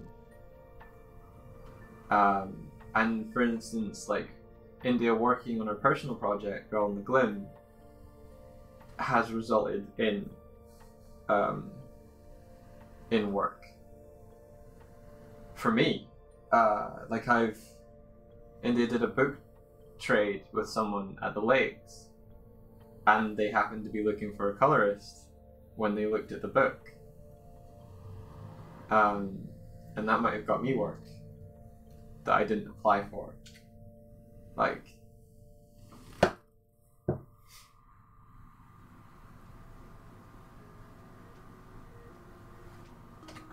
I'm just doing figure studies and drawings.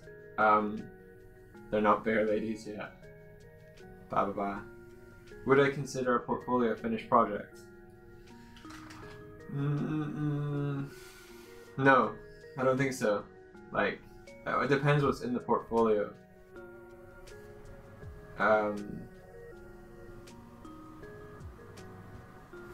Like, working on a storyboard for something,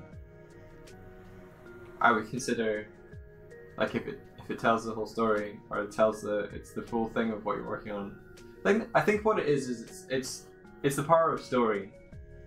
That's one thing that a finished thing that people can connect with is probably a narrative to it. So if there's like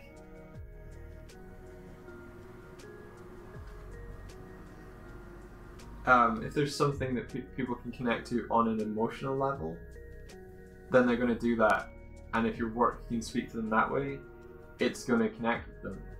So, okay, you've animated a bit of dialogue, and you've animated a walk cycle. Say if it's an animation thing, it's very different from having a scene in which a character like goes through an emotional arc, or like, yeah, the thing I can say, the best way to get work that you want to do is to make work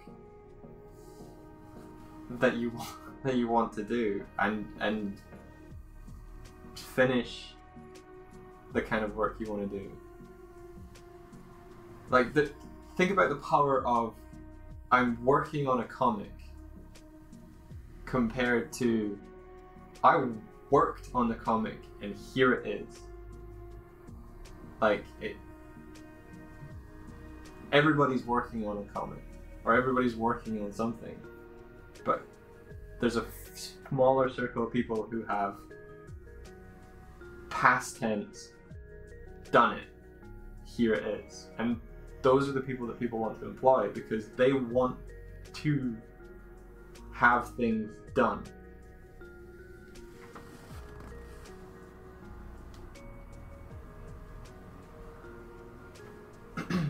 I went a little bit ranty mode there.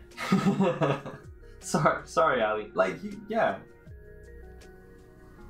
That's probably the source of why I, like, jokingly say, "Is it done yet, Ali?" But your stuff, I have a lot of faith that what will come out the end of your process is going to be really good.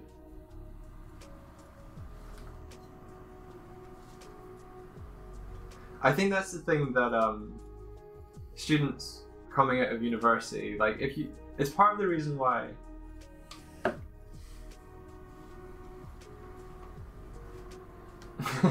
telling your love interest that you're going to draw a portrait of them ain't gonna win anyone's heart, eh, Doig? Fuck, drawing a portrait of someone that is your love interest that doesn't want it, it isn't gonna get you anywhere either.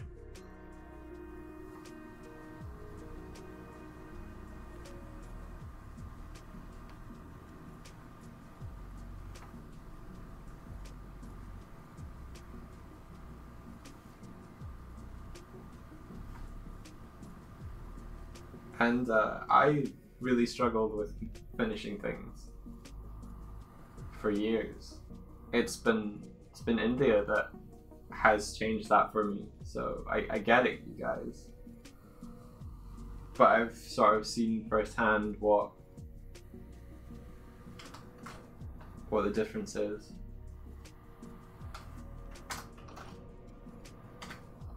Like, if I look back at my achievements artistically in the projects that I've completed, they've all been when I worked with India. So I get it. Like, there's nothing that only has my name on the box.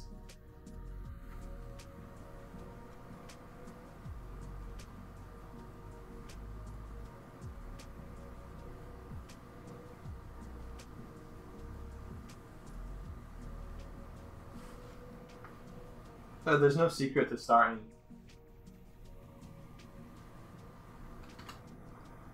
I think you'll hear people just be like, just start. Like, you can start drawing.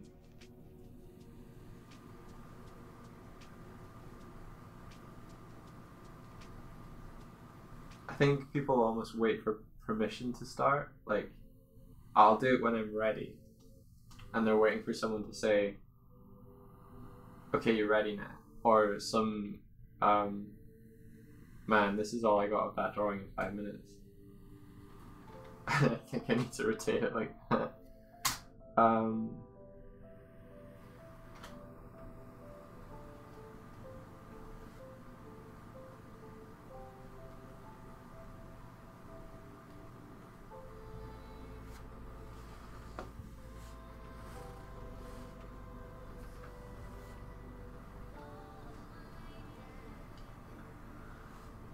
I think don't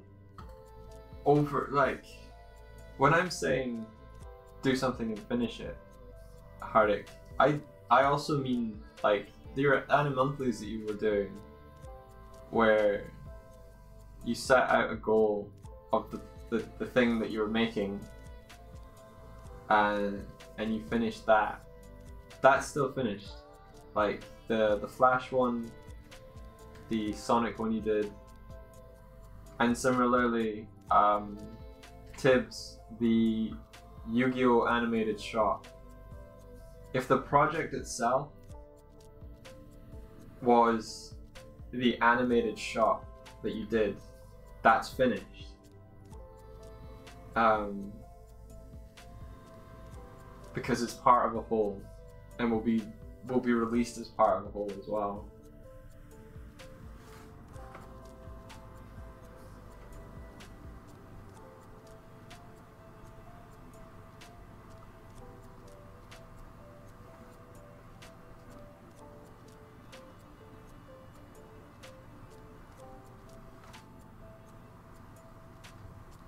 I look forward to seeing what you work on, Hardik.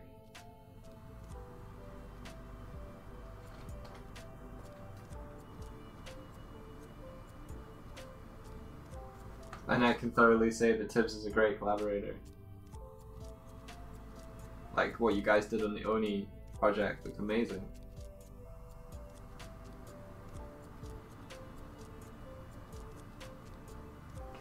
Like, I've been dabbling with an idea for a comic in a game since 2009. that I haven't done. And India asks, why haven't you done it? And the answer usually boils down to being afraid of not being good enough to realize that vision, or other things come up, or life gets in the way.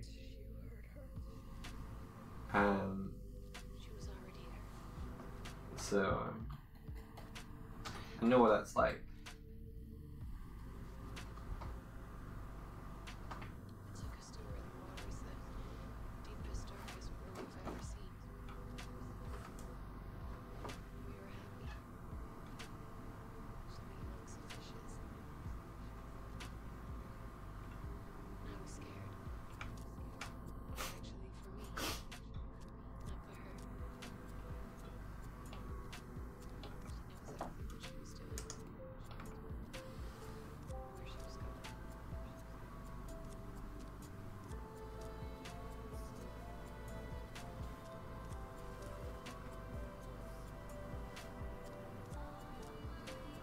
The feeling that the story is about to escape you, like it's going to move on to the next person to tell it because you haven't told it yet. Oh no, I see what you mean. Like, yeah, like when you're writing a story, it's almost certainly going to be interweaved and intertangled with who you are as a person at the time. So sometimes your point of view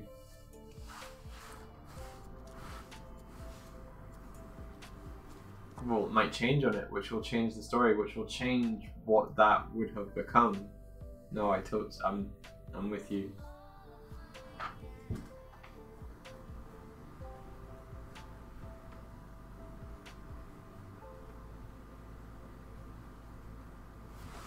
Like, I think the comic story that I want to do next, like I've got two stories in my head that feel like next things to work on. There is, oh jeez, come on, speed up. There's a Stone Thrower idea, which is a very, very short, kind of episodic comic to get into the process of making a comic for me. And it's about a boy that washes up on an island and needs to escape. And he meets a couple of creatures that have found different ways of dealing with fear. One hides and one preys on others because it's afraid of being alone. So I've got that one, and it's a short kind of one episode thing. And I like the idea that the boy kind of between each comic just stumbles into another scenario which has put him in peril. And I started to try and thumbnail that out. And the other one was the one I told you about that I came up with in 2015. Which is interesting because the theme of that story has morphed and changed as I've morphed and changed, and is now a sort of surrogate collection of lessons I've learned about attempting to move on from a relationship. So a lot of that is wrapped up in there.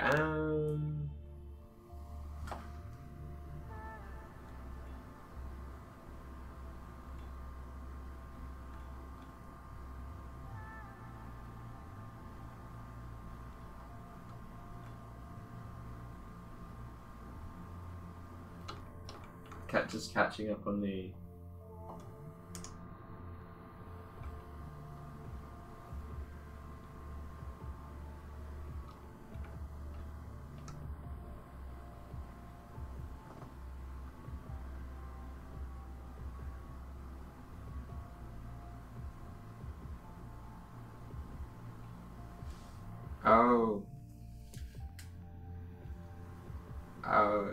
you can't be the person they want you to be for them. I can relate to that in a certain way.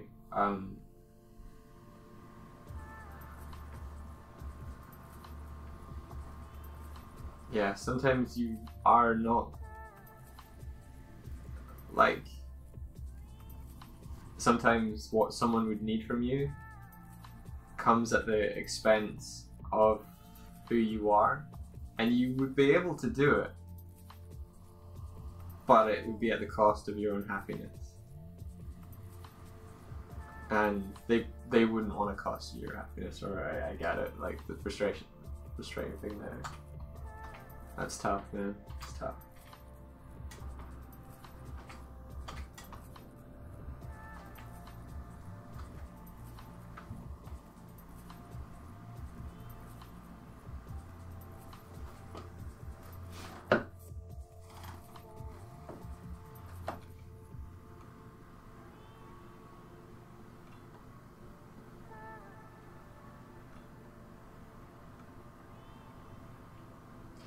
What is interesting though is if you give stories and settings time to ferment, then like life's about problem solving, and so when you go through life, you will encounter problems that you need to solve, and maybe at the time, although you're experiencing them, you don't solve them at the time, but through experience. So that's the catalyst for telling the story. You have a beginning, you're like, fuck, I have a character that needs to get from here to here, and then you need to work at the middle, but you've not lived the middle yet.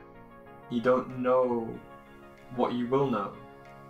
So sometimes life experience will start a story for you, and you know where the character has to get out of, what they have to either escape or like thwart or to figure out, and then you muddle your way through a couple of years of trying to get over that, or you're trying to come to terms with something, and your story might have a good way of dealing with that, or it might explore how badly it can go if you haven't dealt with it.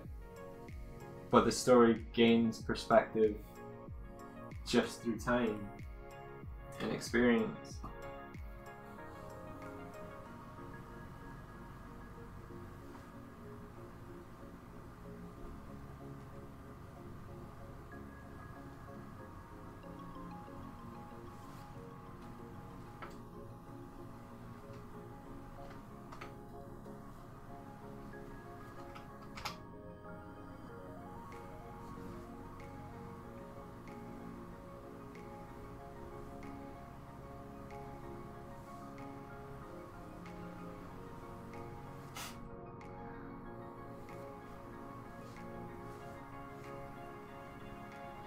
This is good talk. I'm enjoying this. I think once it reaches like 9:30, I don't know, my brain switches on. I don't know. I think I'm trying to focus less on what I'm drawing as well, which means I'm loosening up there. This is fun.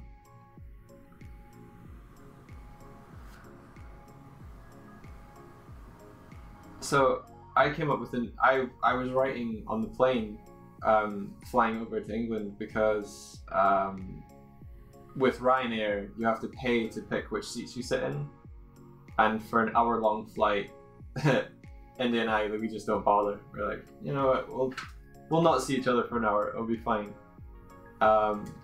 So on the way over to Manchester, I did a bit of writing, and I've always had this kind of idea of the character starting the story attempting to catch a frog, and I didn't know why. I knew that I wanted to have a deliberate mirroring of the character trying to catch a frog, and then later in this character's story, a larger frog, like a much larger than she is, frog is trying to catch her. I just like that duality of like, not hunter, but like the role reversal. And I tried to sort of make it part of her character that she liked to like take in animals and she liked to care for them, and that does come in a little bit later in that she finds a wounded animal and attempts to care for it. Like that is part of who she is. But I realized that the properties of the frog, like frogs can have poisonous skin, and I think certain frogs can paralyze you. If they can't, then this frog can. So she was looking to like gather a frog for the paralysis qualities of its beautiful skin, and it gave me like the idea that she was, because she's supposed to be going on a hunt, but she doesn't really want to kill anything like that. That's part, part of her character makeup is choosing whether to kill or not. Like in the environment that she's been brought up in, hunting and killing animals for food is a staple. Like it needs to be done, or the village or whatever she's from, that's been their history, and she's just never felt comfortable with it. So her idea is, in a kind of hiccup sense, like how do you get fur, or like I think her idea is that she wants to try and paralyze or like bring down something that she could, maybe like a sheep or something like that, where you can take the wool or the material from the animal without harming them, but something that's a bit more dangerous than a sheep, say. Or like she wants to try and do something mainly, so she's trying to get this frog. And before I was just like, oh, maybe she's just collecting frogs because it's cool. I don't know why I'm telling you this, but it was like kind of connecting dots that I'd seen the dots but didn't know what they meant. And then I love finding those tangential sort of things. Oh, wild sheep shed naturally. Awesome.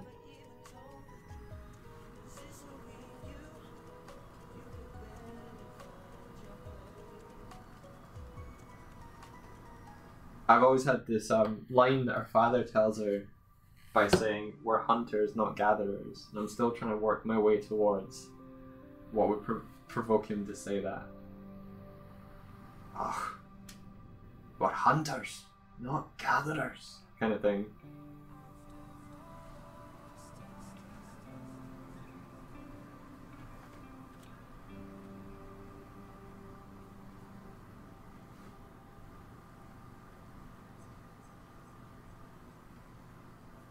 But yeah, I've had this idea for a good while. We bred them so that they would produce more, and a side effect is that they don't shed it. Wow, that's like learning that the foam that you get with soap doesn't do anything.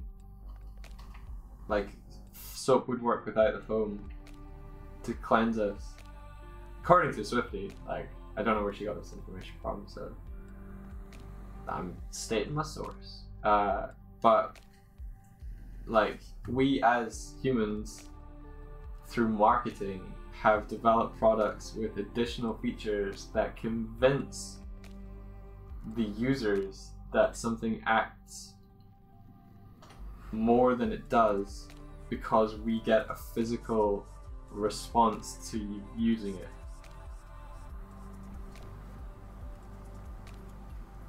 How mad is that? Makes sense. It's like the rumble feature on a gamepad, for instance. You're playing the game, it's so much wilder. Look, it's shaking the controller, it's so great. Etc. etc.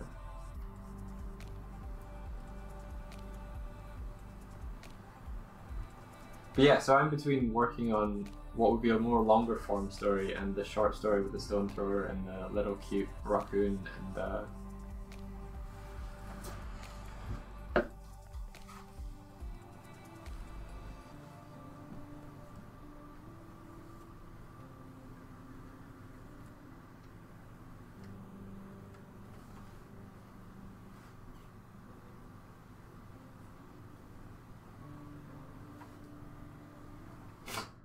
Soap has good UI. Yeah.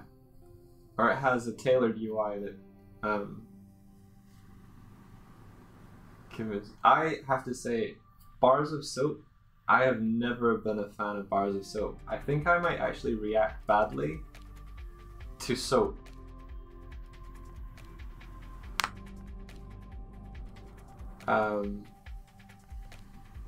So I prefer like the gel kind of like shower gel. Doesn't fuck up my skin quite as much. The more you know.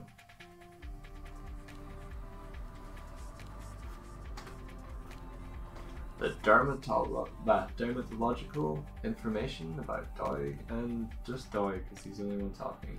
Yeah, toothpaste that makes your mouth feel fresh though. That's bullshit. Take care, Andrew. I realize that it is 10 AM and I probably should call the stream soon, but I'm having fun.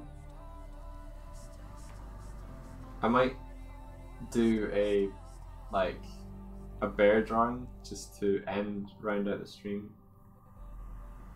And now I know what to gift you for your birthday. Shower gel.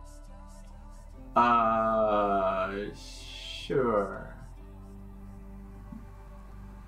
Good luck getting that through customs.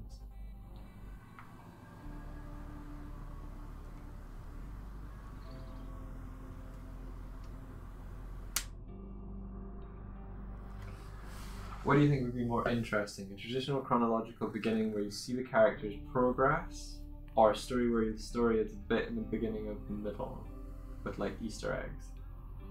I think you see the trope of showing later things first, because it's an establishment of what the audience can anticipate in your story.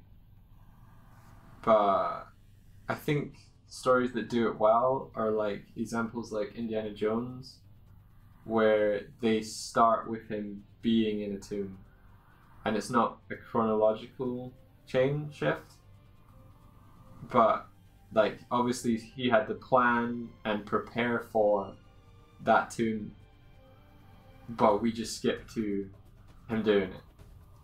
Because what's important is to establish what the character is and does. Like the character's arc isn't working up to being a Tomb Raider or anything, like he just is. And I think stories like that do well because it puts you right into who that character is. Like this, I guess because the status quo for Indiana Jones is that's what he's doing. But then it's interesting to see in a later movie that they travel back and show you like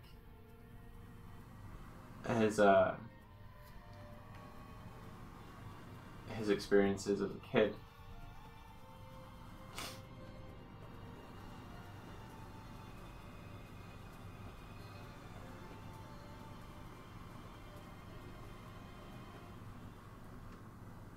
Deadpool's story structure, for example, was pointless. Yeah, I'm trying to remember how that film went.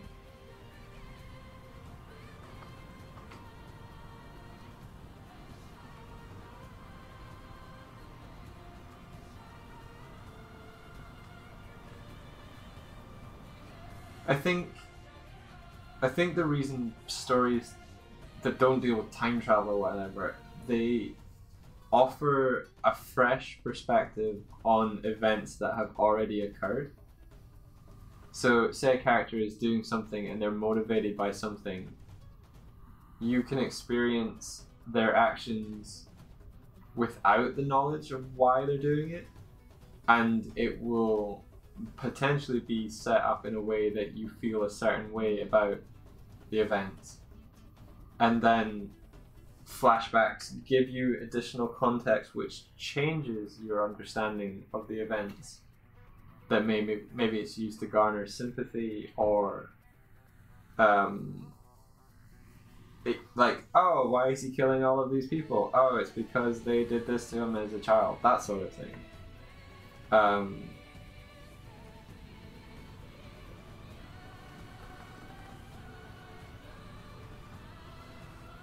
But straight up, like, okay, so Girl of the Glim does do the thing where it shows you something from a period in the story that, like, it shows you things toward in the third act, and then it goes back to the first. But I think India added that because the start of the story is more mundane, because it's setting up. It's going to change that with the introduction of the Glim. So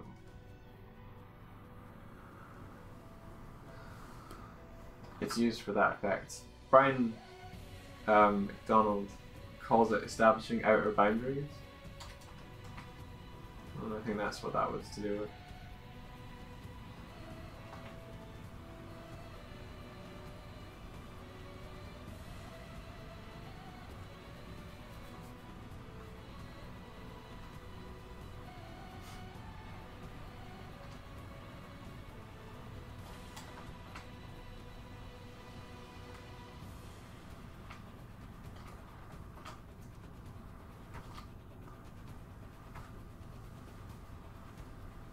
Yeah, the opening should set the tone.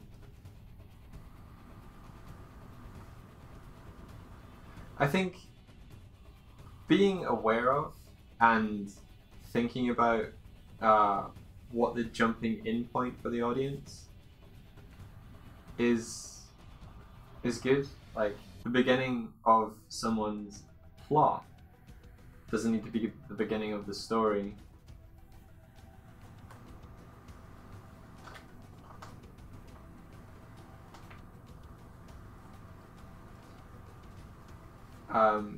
And I think what India was trying to do with Glim was show how the character Midge, how she is, how she changes, and how she comes to terms with that sort of thing. So if it jumped to a point where she'd already made a change or been changed, then you could flash back, but it's nice to take those steps with her, I guess. Trying not to reveal anything, but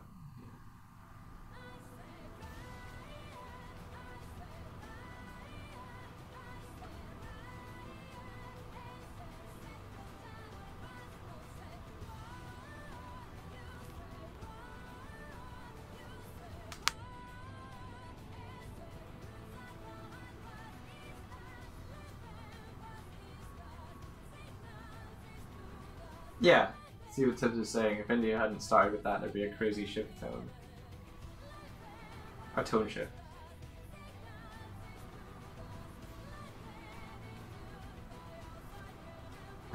It's like waving a big flag and going, "This story is going to be fantastic!" And then, okay, now we're in a girl holding a box on a street.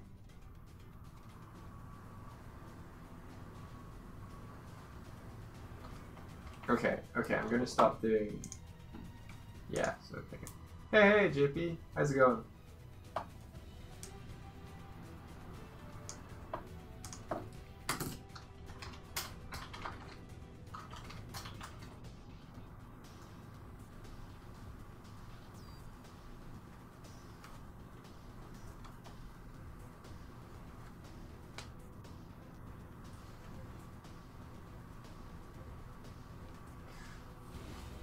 think the main character will not be the blind girl. I've learned that I can't possibly understand what a blind person is going through, but I've seen and felt what it can do for those around them. If you ever meet a person who seems to have a disability, speak normally.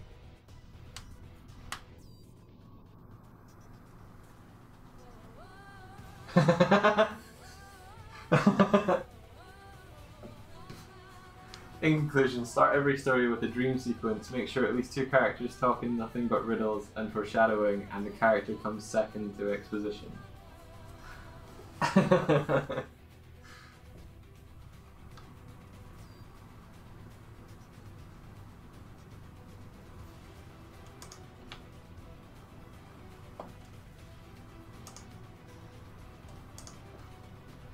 Yeah, I think it's important to realize that people with a disability want to be treated as people. So treat them as people. They may have different struggles in life than you do, but we all struggle. So just treat them as people.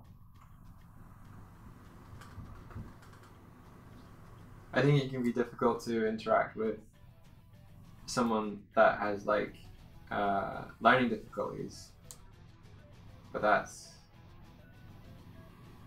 another ballpark where communication becomes the struggle.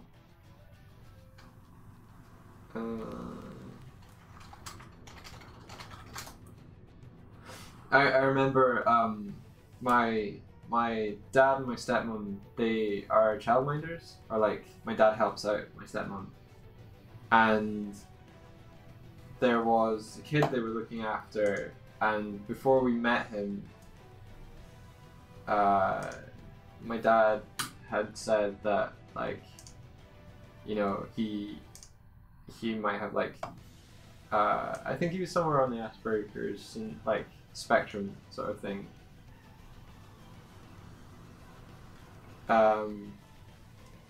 And that like he has difficulty relating to people, or like he's a bit quiet or something, or I think they might have used the word slow, something like that. And I was like, right, okay. Oh, I just closed the music, reopen, close tab. Oh, it's really exciting, epic and powerful. It's a very different tone change from what I was listening to. I hadn't even realized. Million years, terrors have powerful, beautiful fantasy. I'll do that. I was like, okay, and then I met this kid, and started talking to him. He was using like sticker bricks or something. I think it was sticker bricks, like a Lego-ish thing, and he was building stuff. And I was just asking him like about what he was building, and he started to explain to me what he was building, and I was like, "That's super cool. Have you considered this?" And he was like, "No." And then he started to build that, and essentially the kid was fine. And then me and India started talking to him about Minecraft, and he started telling us stories about how he trolled his friends in Minecraft by setting a trap for them. And I think he had this like amazing conversation with India about Wander Over Yonder because he loved the show, and India had worked on it, so they were talked about their favorite episodes together, and he was quoting lines, and I'm just like thinking the misunderstanding there between him not being like other kids, being misunderstood. And my dad even commented like, "Oh, this is the most we've heard him speak in like ages." It's like, just talk to him about something he's interested in then. Yeah.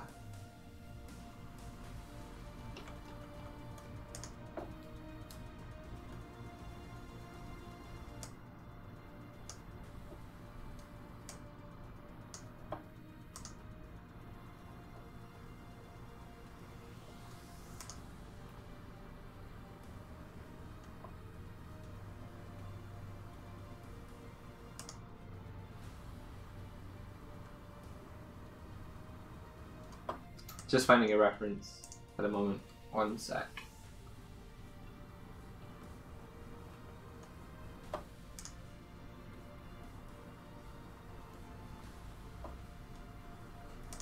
Why do people in reference photos always stand on their toes?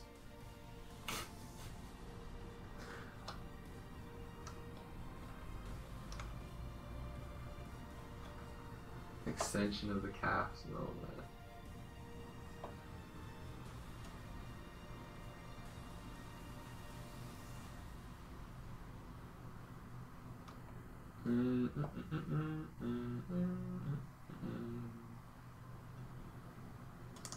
We're gonna go for this one.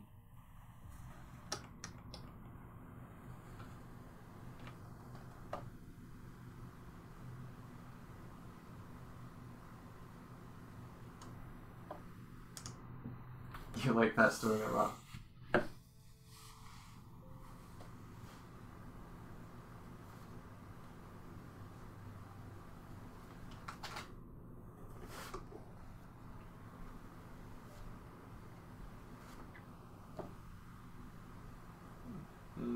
Maybe this is a little too easy.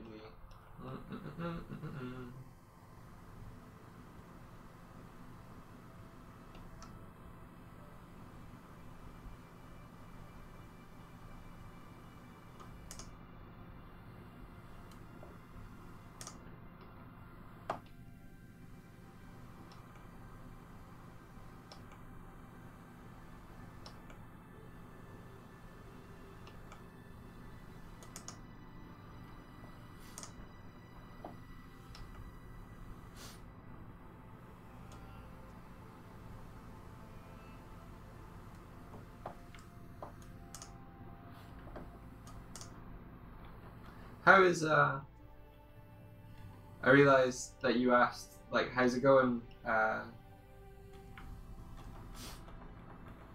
JP, and it's going well. India is currently out at the moment. She's got a studio, bit of freelance studio work, so she's travelled off for that, and I'm just doing some figure studies.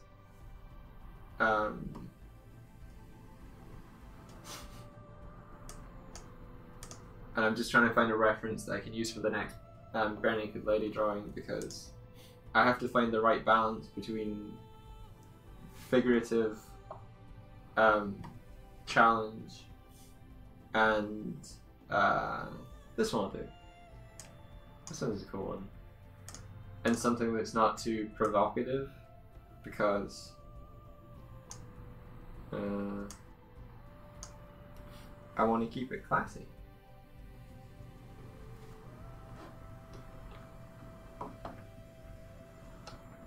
We flew over 2 days ago, yeah, so we're back in Dublin now.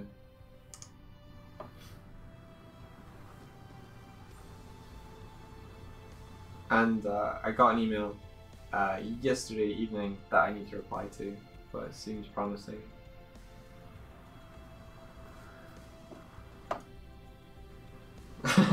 No lewd bears, closes stream. Pose space. I didn't know about this one. This is cool. I'll use this in future.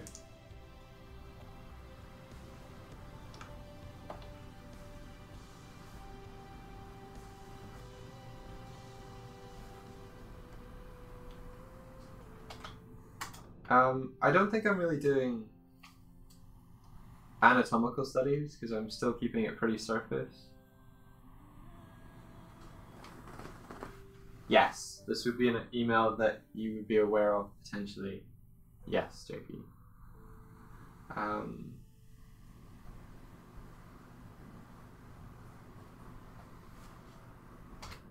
But what I'm trying to learn with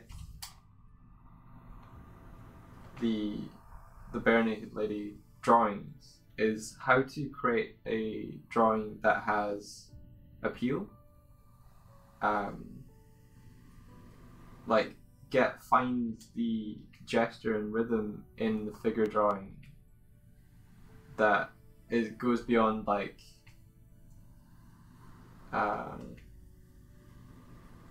merely putting down what the lines and the shapes are. I saw the redraft, JP. Sorry for not getting back to you with anything on that yet. I've been, when we went to the lakes, because India's parents are separated, we were being transported between like 3 locations, which was the venue, India's dad's and India's mum's, and there was like time for preparing for the show, and there was time for carting stuff back and forth, and I pet a cat, but like getting anything done around that was hard. So I've read, I got to the point where I read the redraft and been formulating thoughts on it.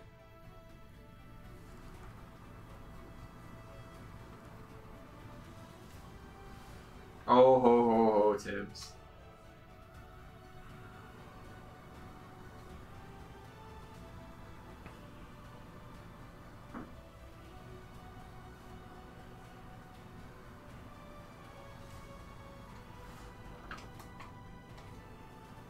I just know that you were doing it for your class, Jiffy.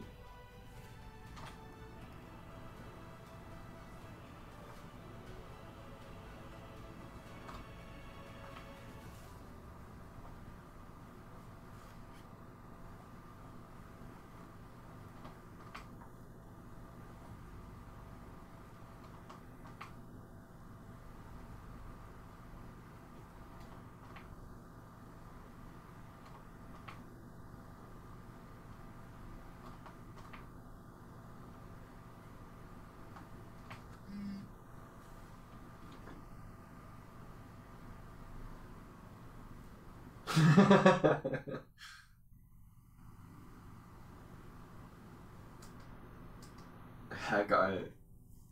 So because I had credit on my phone yesterday, I gave India my phone to take with her so that she could like phone me or get in contact with the people she's working with. So I just got a text from them saying the door code and that they don't know who to message, so they're messaging both. I'm just laughing at that.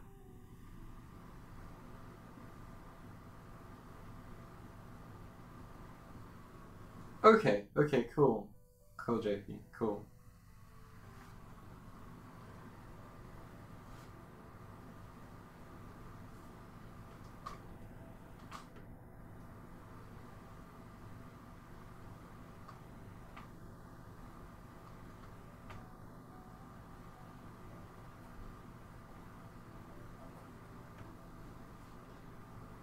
Which bear? Which kind of bear do you guys think I should try and make this figure be? Given the pose and everything.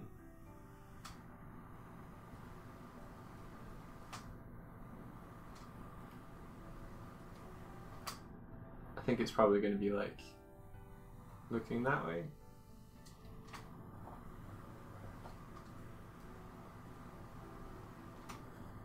A koala. Do they even count? I'm gonna check this. It's a marsupial.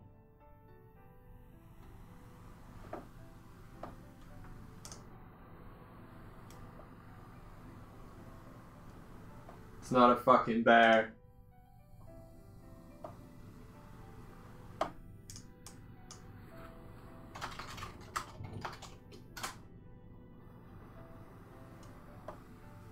Oh, yeah.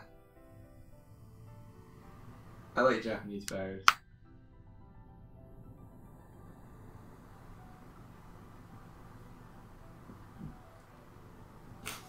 God damn it, fine.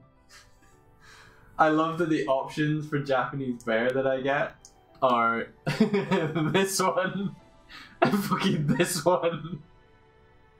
And whatever this is, Kumamon, demoted for being too fat. Oh, I like this guy. Check it out. Online buy wholesale cute Japanese bear from China. And this loaf of bread. But yeah, I really do like this white marking. Look at this guy. Look at his big old ears. Zoop. Bear attacks tourist in Japan. B is for bear on crack. Okay, yeah. Oh no, I lost it. There we go. Got it back. It's okay. So I'll put the bear on this side of the screen, and then I will grab this and get. Here's a big old bear. View image. Cool.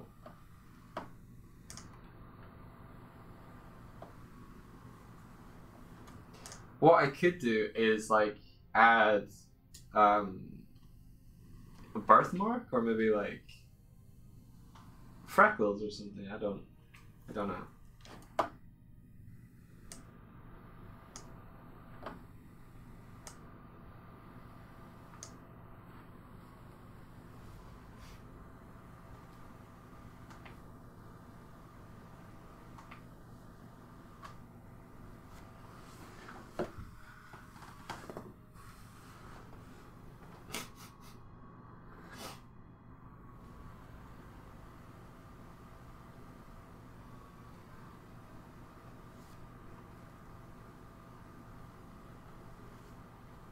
I don't know, does it still count as being picked when you make the only bear suggestion?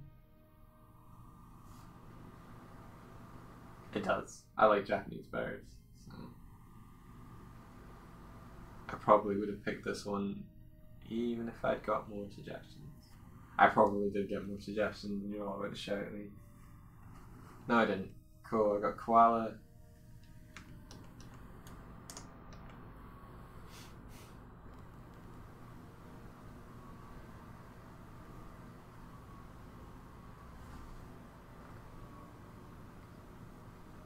Don't spoil my joy.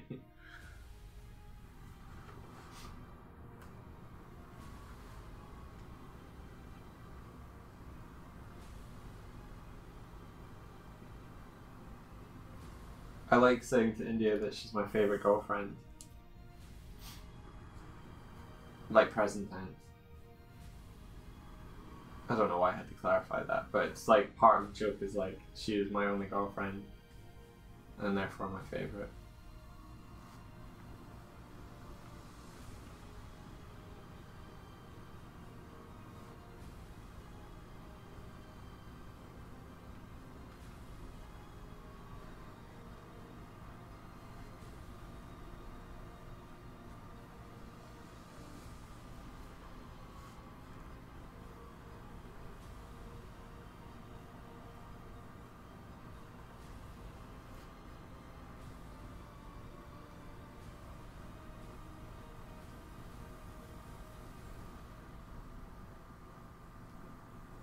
Oh, it's Thursday. And it's my favorite time. 10:27. It's not really my favorite time. It's just that's the date of my birthday, so it's funny when it's like, oh, it's 10:27.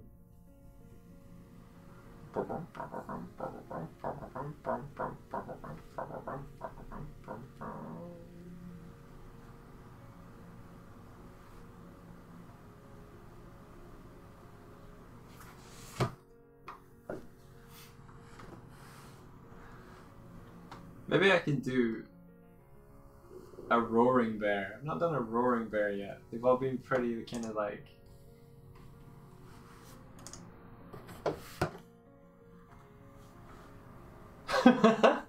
Southpaw, Japanese. I've clicked on a picture of the bear, and trying to find the image, but instead I've got the article written by Mail Online about a 63-year-old man using karate skills to fight off a snarling bear by jabbing his fist into the beast's eyes. Poor bear.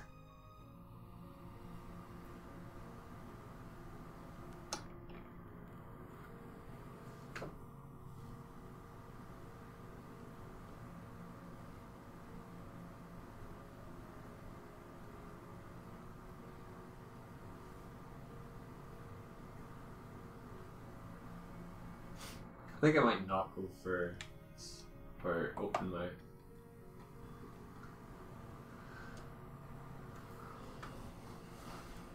Because it would just look like she's sitting like, "Rah." Although, this is a perfect kind of look at just the pose compared to what I've done. Maybe I will. Maybe I will. Maybe it's too perfect to not do.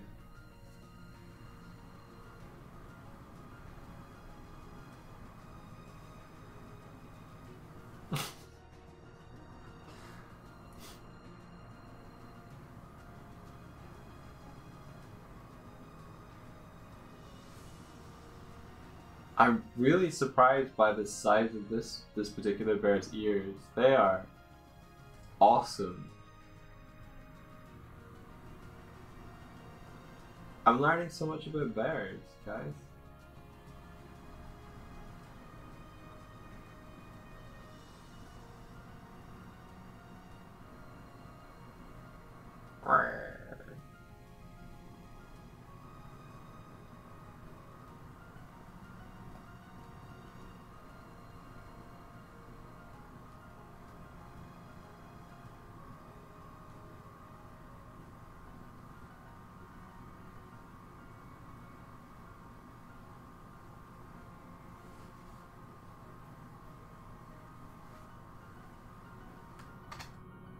So how did my session with bears start?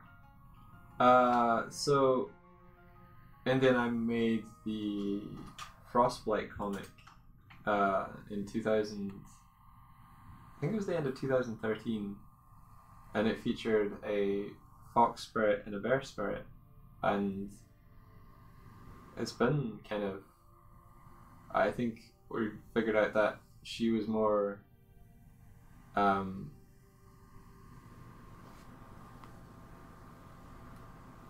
She was more adept at drawing the fox spirit, so I would take on the bear. I don't think I did a very good job in the 2013 version of it, but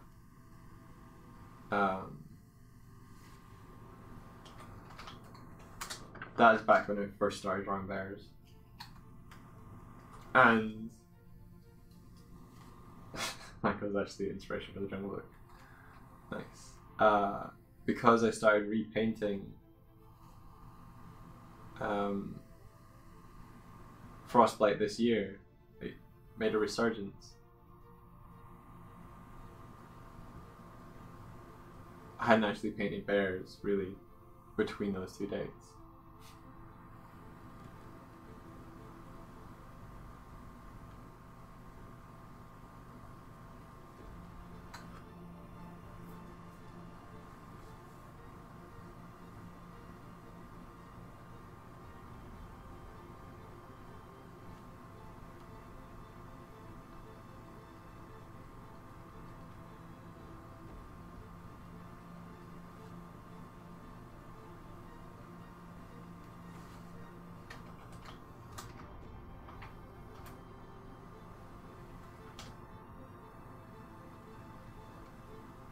Well, this needs to be bigger.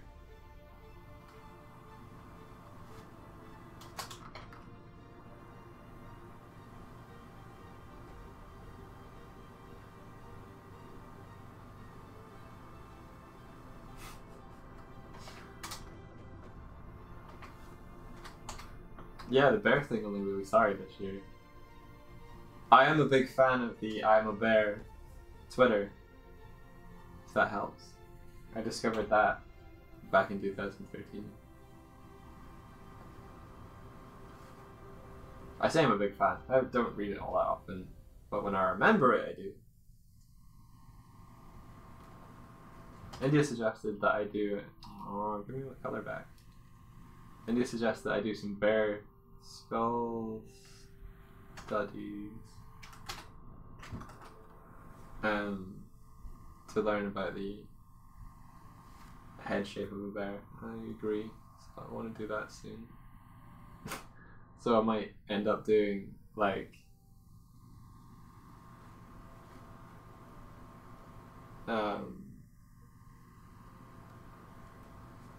I might do a skull of a bear on the figure of a woman for Halloween or something.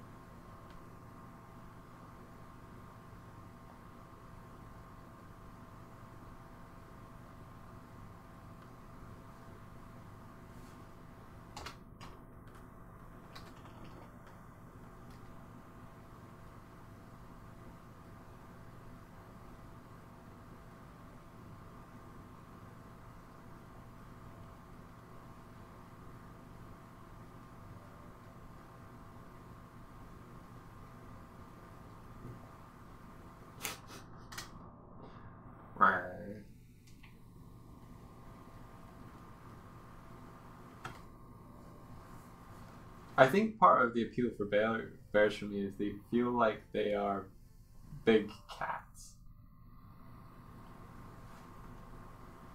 In a way.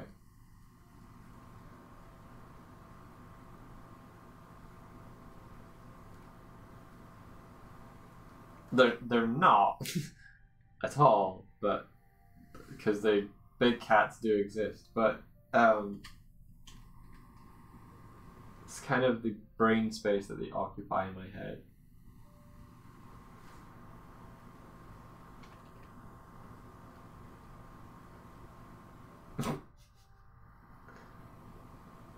They're not big dogs, Hardik.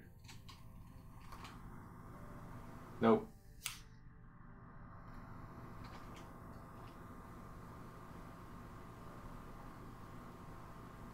They kind of are big dogs, aren't they? Yeah, okay.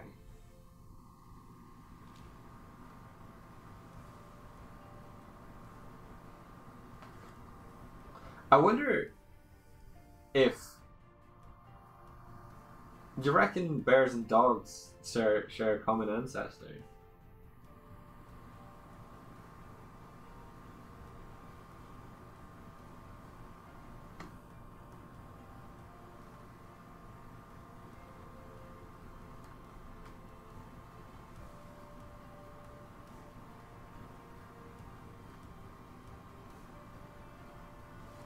They probably do.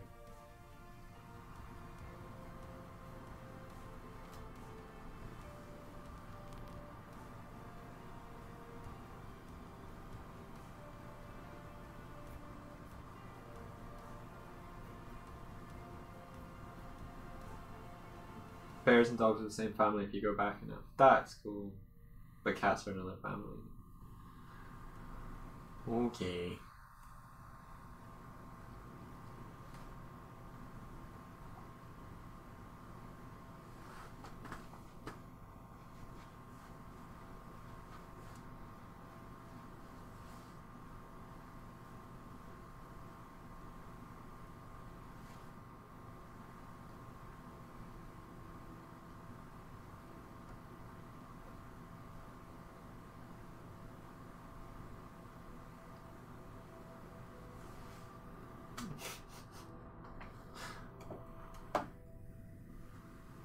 Nice. It's also dog that head on this body is perfect and well. Can you draw well? Well, like, I found this bear with this pose.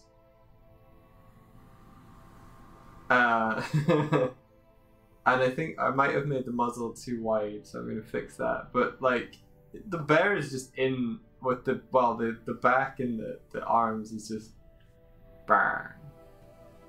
I'd show you the reference, but it's naked lady. So I'm not doing it. I'm drawing from reference for this one. I did a bunch not from reference, which was interesting because I can see where I had made some assumption. But I like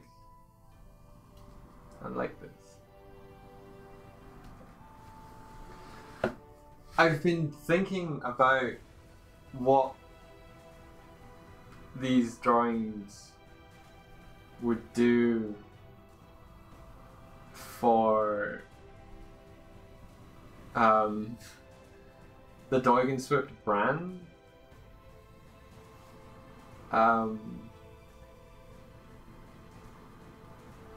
If we were to have like these drawings on the if we had these drawings on the table at a convention, because it's something I'm like I think is cool, but like put it next to Glim is very different.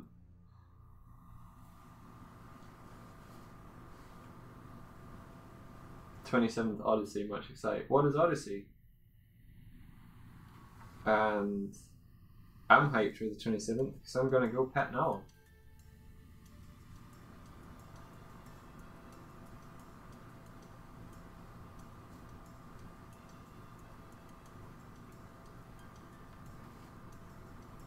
Oh, okay, thanks. I mean, India is the body, Doig is the head.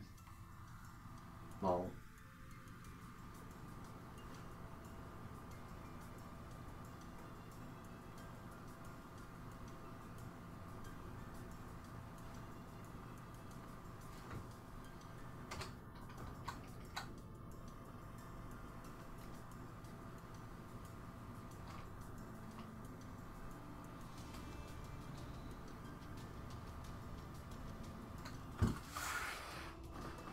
Mario Odyssey. Sure, tell me in caps. I don't have consoles.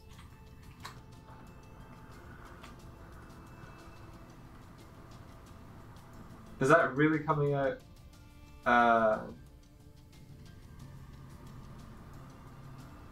On my birthday? That's awesome. I think I remember seeing that and thinking that at E3. I really, really don't understand the whole Mario nipple thing at all.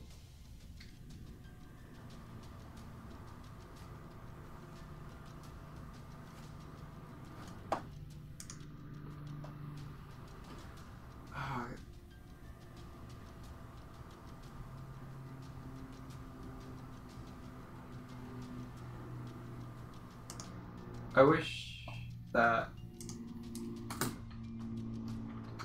Restream. Oh man, Stranger Things 2 is coming out on the 27th as well. That's awesome.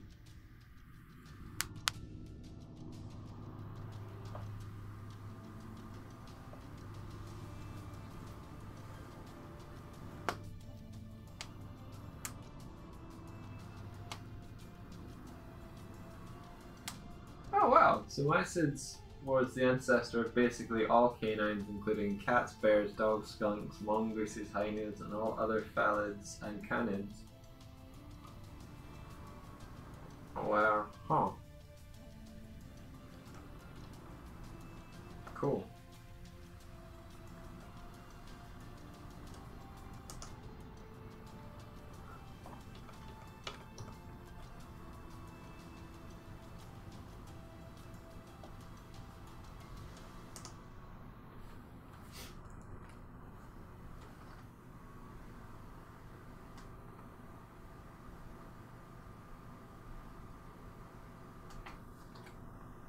I think I've put too much space between the nose and the mouth, so let's fix that.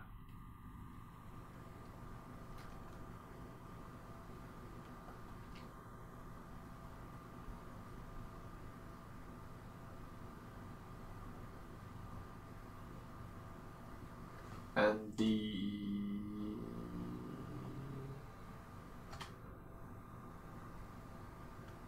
nose sort of like breaks the silhouette.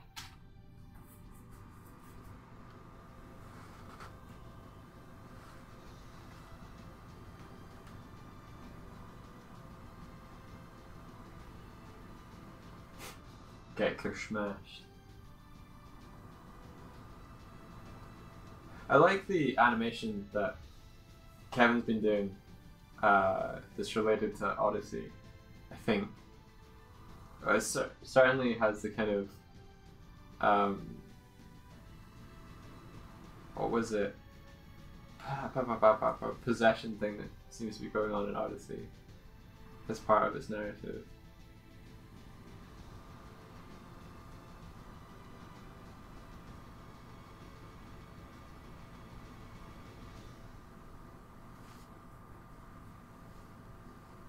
And Aline, yeah, I think there's a beach level in Mario Odyssey, and Mario's wearing trunks.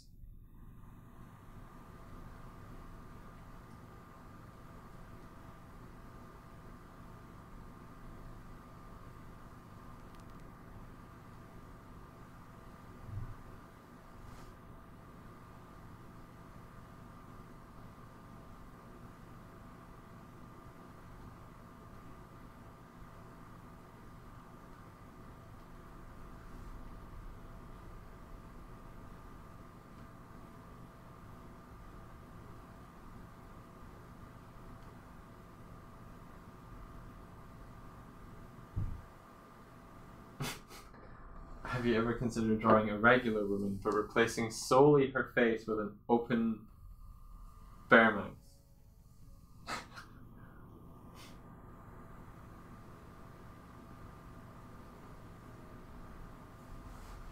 That is the story, Aline. Did you not hear me precursor with, I totally don't understand or get what the novelty is?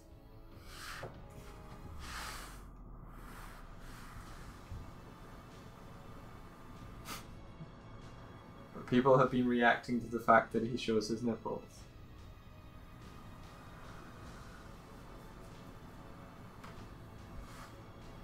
He has nipples and no belly button.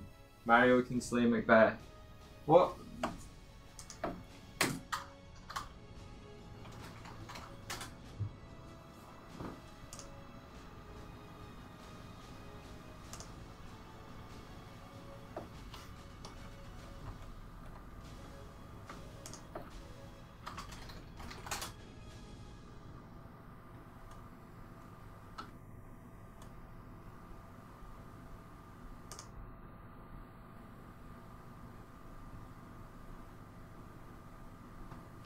Yeah, I think the trunks are covering his belly button.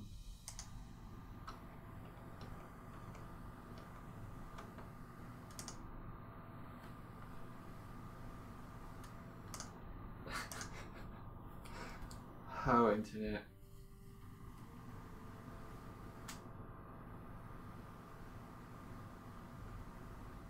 I don't think people are mad. I didn't think people were mad. I think that they're just like, ha ha ha. It's just like, okay. I have nipples. Oh ho ho ho.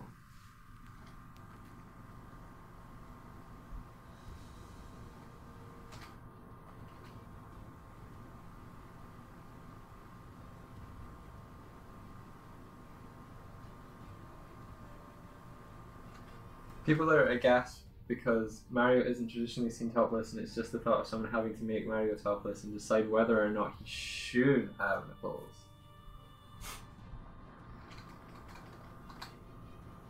You know what? I bet Peach has nipples too.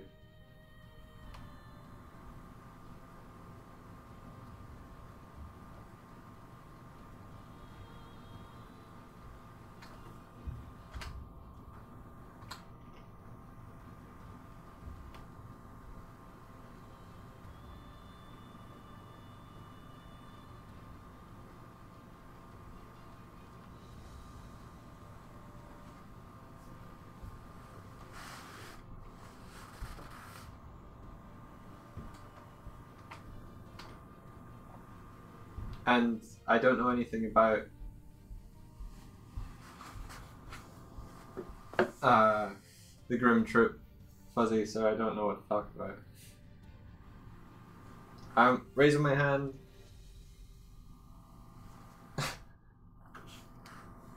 Can you imagine the conference room talk? Raise your hand for nipples now. Raise your hand for no nipples.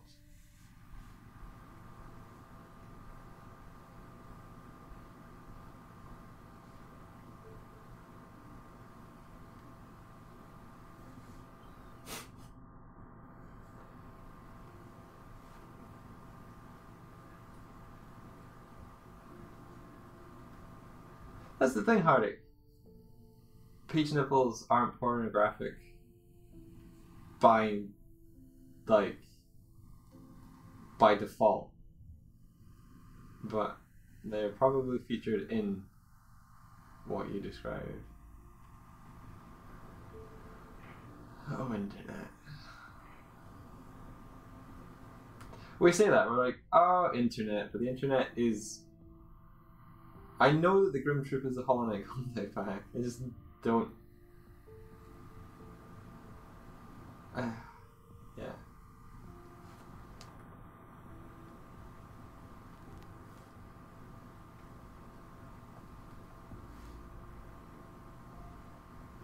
I'm assuming it's Halloween themed, which is cool because the tone of the game would totally suit that sort of vibe.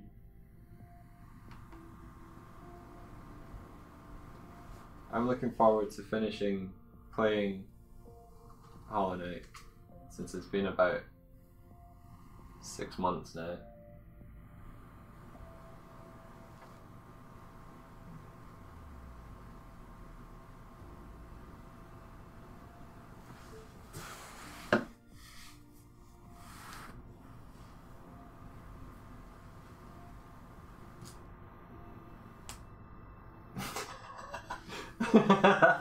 I just think we shouldn't exclude people who have no nipples. Nintendo has a strong showing of left-handed characters. If Mario had no nipples, that would be very inclusive.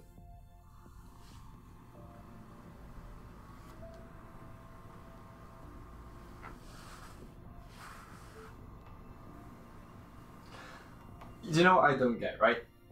So, there are items of clothing and marketing. Like if breasts are seen as something that should not be seen, I don't know, like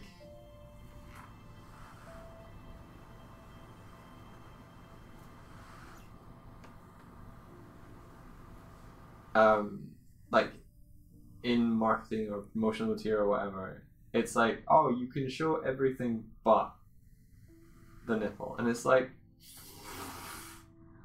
what is this? Like the propriety that is sort of like maintained or upheld just is baffling and confusing. Take care, JP. I'm gonna have to wrap. It's almost 11. I need to finish this bear drawing, but it baffles me because it's like,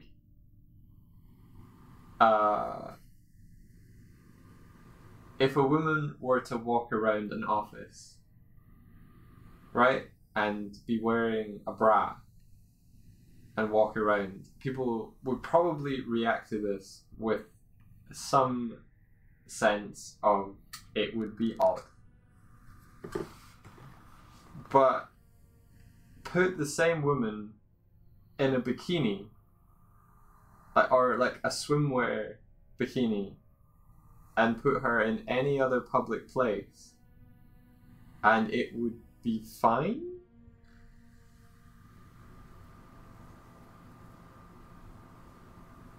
And it's like, what is this? And you could be like, oh, well, you know, it's more socially acceptable because she's either at a beach or a swimming pool or whatever. And it's like, so what? Like, just, what it...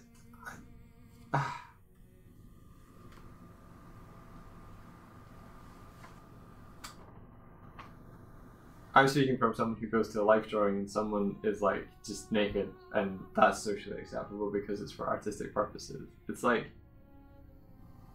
I understand that the like revealing of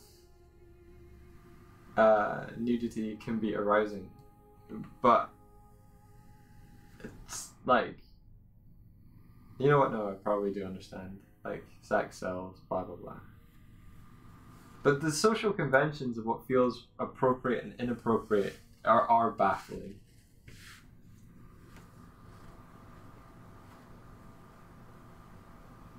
Because it's like we've eroded a line that was drawn in the sand ages ago that just keeps like shifting. But shifting in an uneven, confusing way. Like swimwear years ago would have been way less revealing. And I don't agree with it, but it makes more sense. If nudity was normalized, it wouldn't be arousing, it'd be normal. Yeah.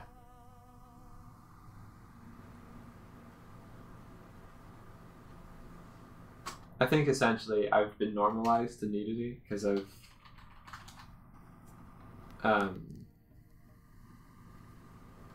I've been around nude people in a non-sexual context, so it's just like, cool, gonna draw you, thanks.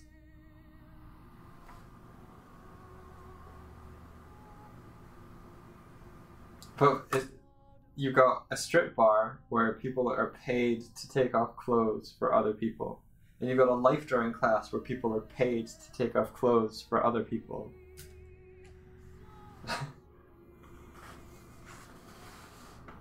And there's such connotation. I think it's just intent, maybe.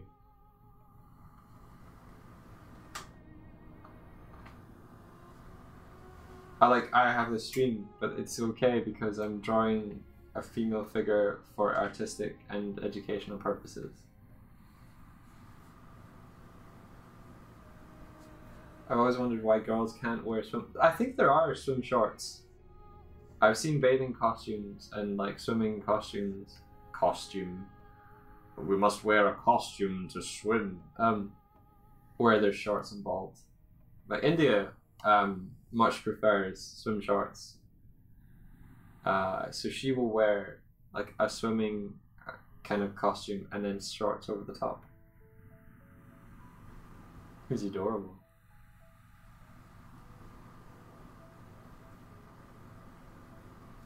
I've only went swimming with India twice so far, and both times were incredibly fun. So I think we should do it more often. She doesn't go to the swimming pool to like swim length or anything. She is like a kid in the swimming pool. She'll beat me over the head with clothes. Your swimming costume is Batman.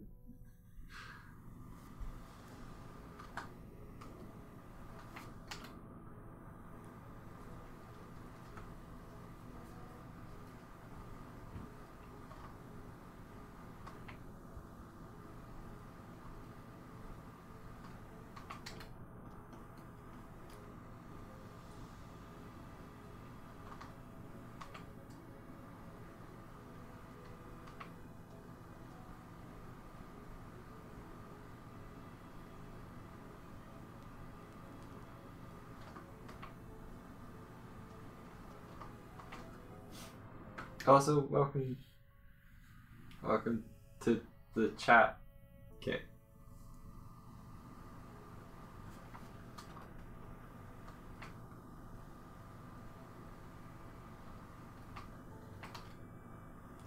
I met a really cool father at the Lakes Comic Con, and he was talking to me about Glim. He's asking about it. This was a point where India, I think she was either like doing a quick run or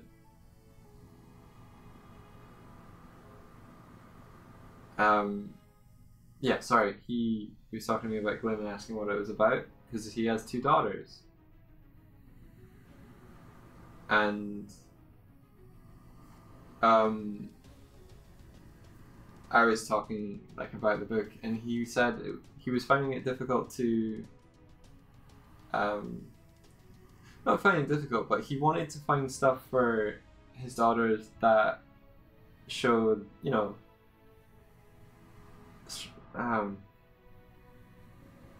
the girls can be badasses and girls can be like outside of the perceived usual prissy princess trope. And I was saying to him like, you want to talk to India, because she believes wholeheartedly that that should be the case. That is the case. Because there's things where his daughters are like, I can't do that, that's a boy's thing. And he's like, you can totally do that. And it's all this kind of social pressures that intentionally or unintentionally are placed on kids to believe a certain way. Like, this is because you were saying some shorts being for boys. Like, shorts are just shorts.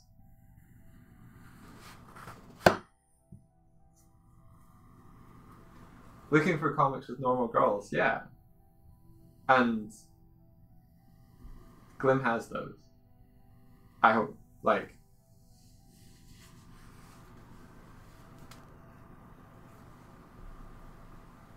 Bridget is or Midge is a scared, anxious teen. And she has the capacity for courage. She has the capacity for anger. She has the capacity for being a total dick. She has the capacity for being good to her friends and loving. She has the capacity to fight. She has the capacity to make mistakes and learn from them. And she has the capacity to be alone and feel lost and be lost. I'm really excited, you guys, for where India wants to take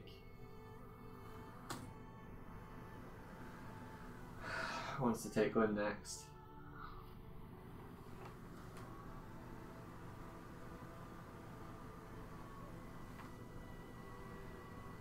Because this girl in the Glim, this girl in the title, it's just a descriptor. It's not for girls. It's not for boys. It's not for children. It's not for adults. It's not for everyone. It's just for anyone that wants to pick it up and join us on like a story that talks about these things and shows, yeah, there's a fantastical side to it, but there's a real mundane aspect to the book, which is, you know, prejudice and intimidation, and, you know, like there's bullies and there's school and there's growing up and there's yeah.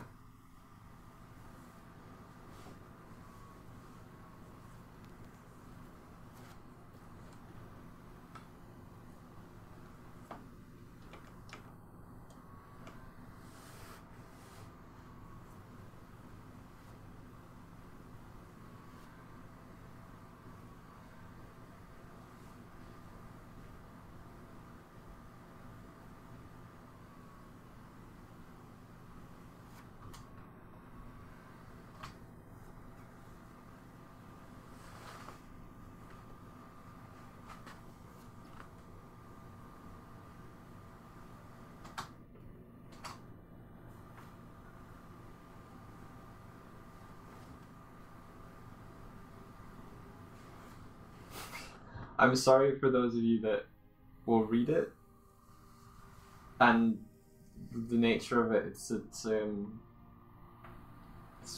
kind of prologue in nature. Like, it ends on a book 2 needs to come soon feeling. I hope. We hope. Oh, hey, Bizarre. And thank you for the follow. Did the cat just do something? Oh, yeah, yeah.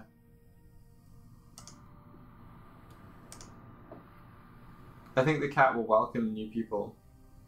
Maybe it only welcomes Twitch people. I think it's a Twitch related bot. So if anyone says hey on Twitch, it will say hey back to them.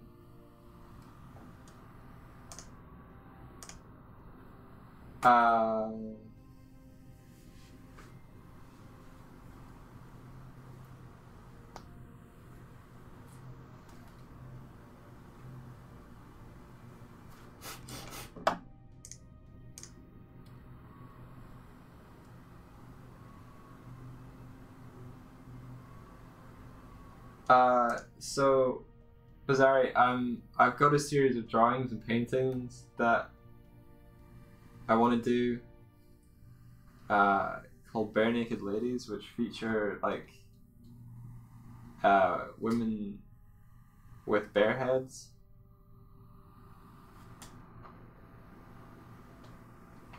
And I want to do like in a sort of like Renaissance, or what was it? I guess it was kind of romantic period of painting. I'm not so great with the art. Great? I just said great. I'm not so great with art history. You love the tiny cat. I think it's cool. Doig, your project is going to help me get mine done. It's India's project that I'm honoured to be a part of. Take care, Aline. I'll be wrapping up very shortly. I should just get these feet done, and then the fill, and then call it done.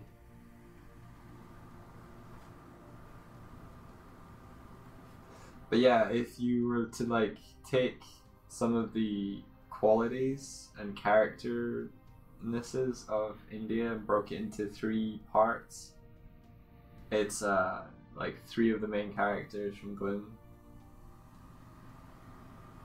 and they're like component parts of what makes India India.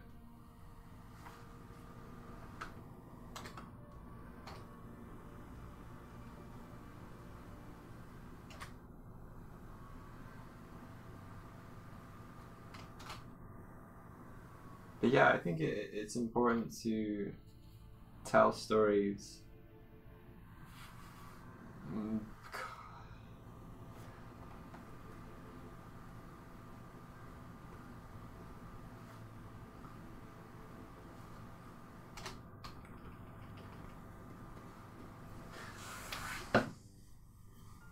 It's just such a catch-22 trap where it's like you want to tell stories about women, to women, for women, but when you make that the aim, it clouds a lot of stuff. Like the all-women showings of Wonder Woman, it's like, great, you're using an exclusive marketing, well, not marketing, but you're using an exclusive event to celebrate women, when the goal should be inclusivity. Like the ultimate goal should be we have a woman superhero, that's awesome, everyone can enjoy that. And I don't know if it's because society at the moment is like, I don't know, like, I'm gonna use the term safe space, but like if women want to go watch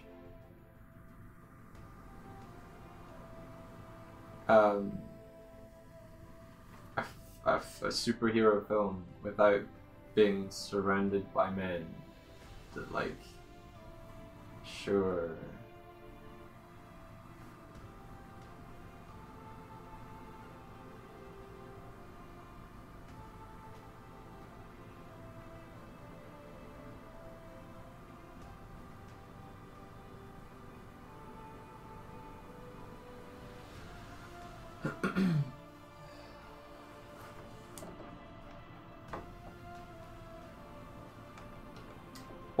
Why aren't I just completing Hollow Knight?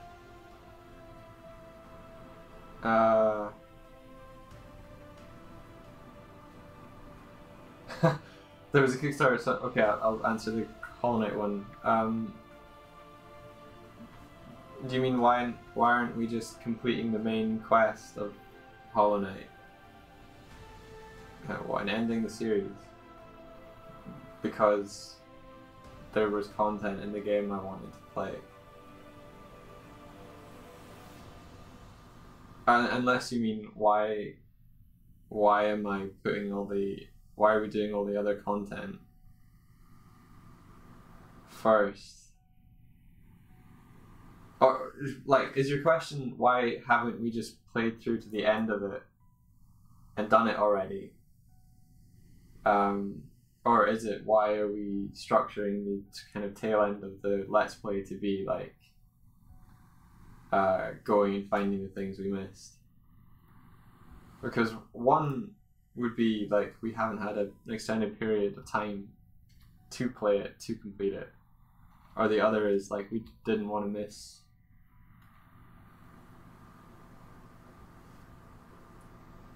It will let you return after the final boss, so we could just keep playing it. Okay, well, if we complete the game, like you're saying, the series will end. So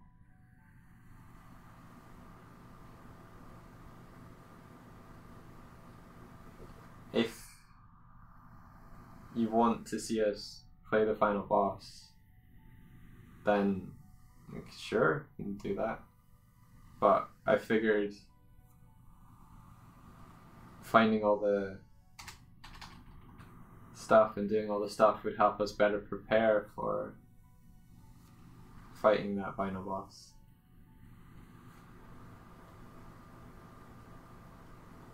Why are you questioning me about this?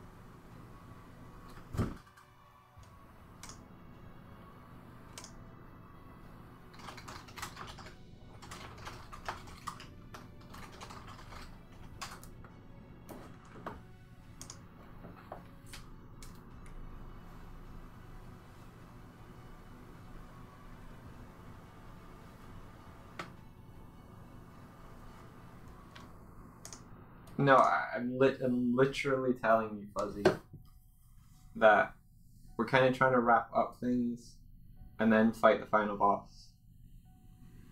So we're gonna stop recording Hollow Knight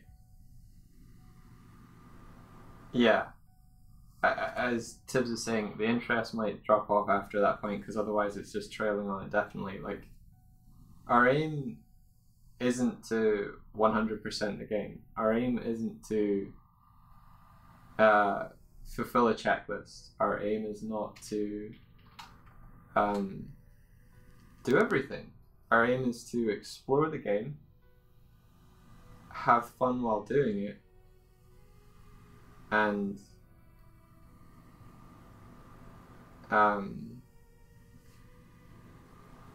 figure out the puzzles,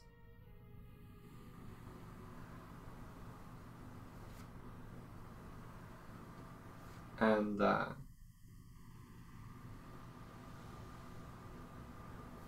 like, both Indy and I are storytellers, so we like figuring out the story of it, and we like exploring the different regions and meeting the characters, and like going to see the White Defender wasn't about 100%ing it, or wasn't about completing the game. It was about learning more about Ogrim. It was about learning more about the game, or more about the world, like seeing it less as a game and more as an experience, or a place to visit, or a place to discover, and challenges to face. Like, the reason I kept fighting that boss that you guys told me couldn't be beaten at the stage I was at was I wanted to know whether it could be done, not whether it should or shouldn't, or whether that we were prepared or not. Like, if you were an adventurer and you're setting out on a quest alone, as the Hollow Knight did,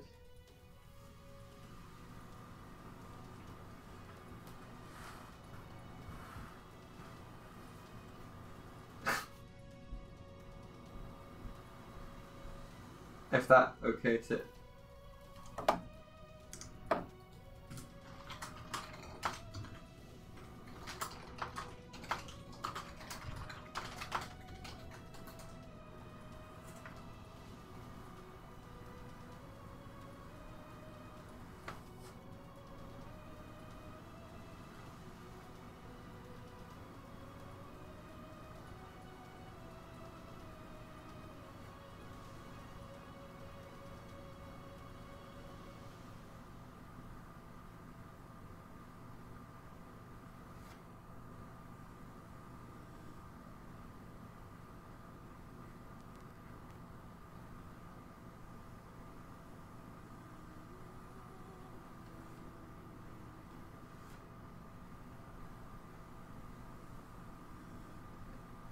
I don't think we will continue the series as a series.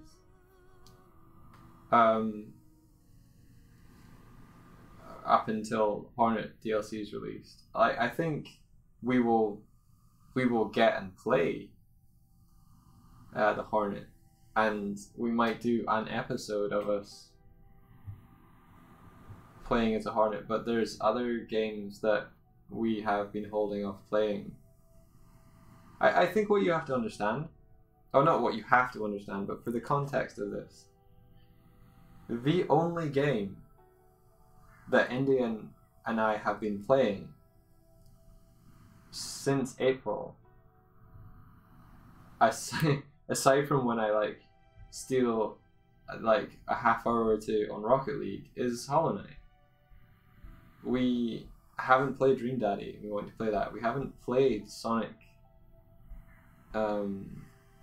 Mania. We haven't played Hyper Light Drifter. We haven't played anything but Hollow Knight, because the only time aside from work that we've had is for the Let's Play series, and it's series is a lot more work than I thought they were going to be. Like, we for Night in the Woods, we were uploading 2 episodes a day, and we just couldn't sustain that with Hollow Knight. Yeah.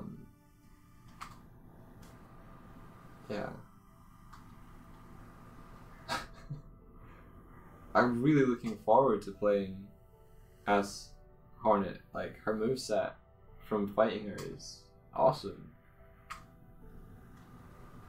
And like, if we can use her kind of like targeted needle thing, that looks awesome. Like, it'd be cool if you could like pick a direction for it. Maybe like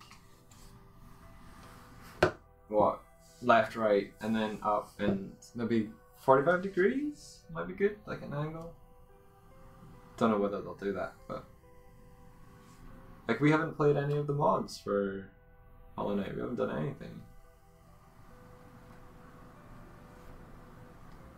Our time to do all that was supposed to be now, but India just has more work to do.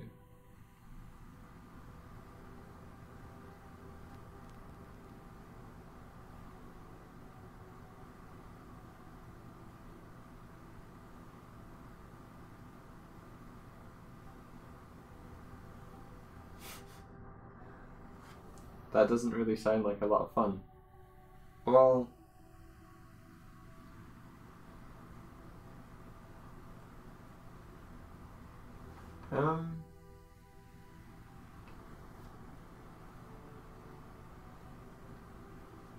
like, getting the time to do it is...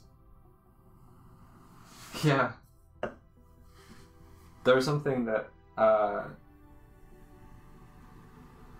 think it was maybe Jack Septicai said yesterday, which is like, oh man, I really want to go play video games, but I gotta go play video games.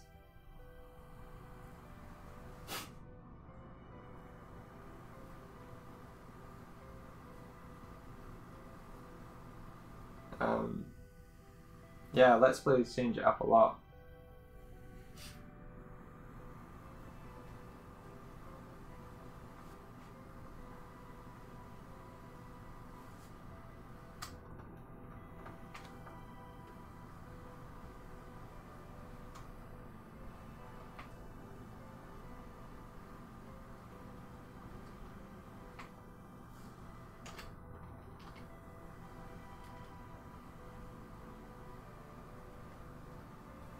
We used to get up at 5 AM, I think, for a couple of sessions to play Hollow Knight from 5 AM until 7 AM. And then from 7 until 9 we streamed, and then from 9 until, I don't know, 8 PM, 10 PM, we worked.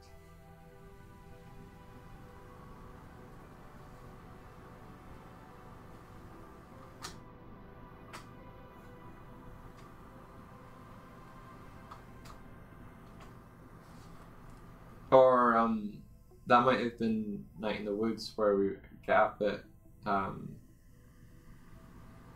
6 and then played Night in the Woods. No, I'm trying to think. I think it was Hollow Knight.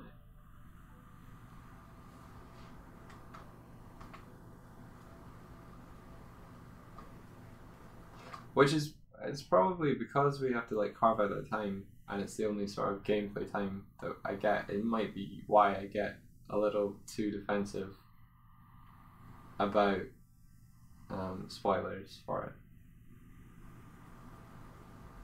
It's because it's the only game. Yeah, we didn't stream when we played Night in the Woods, that's right. It's the only game experience that I have right now where we're getting to figure things out or stuff.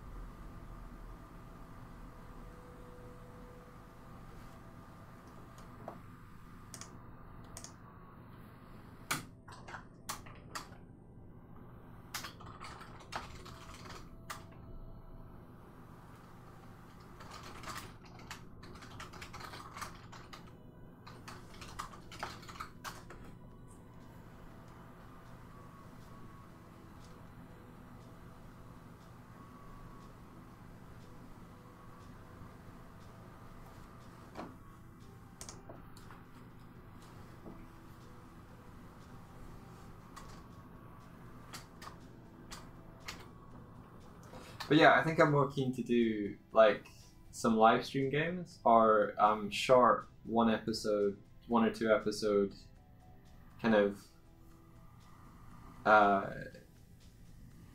like showing a game we're playing sort of thing.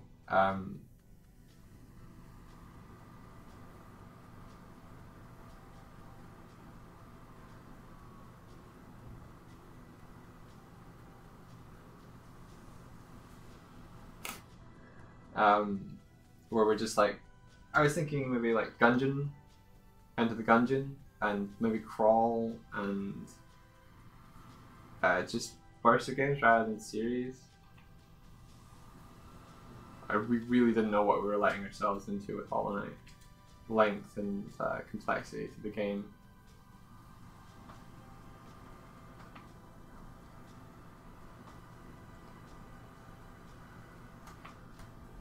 But you live and learn. Yeah.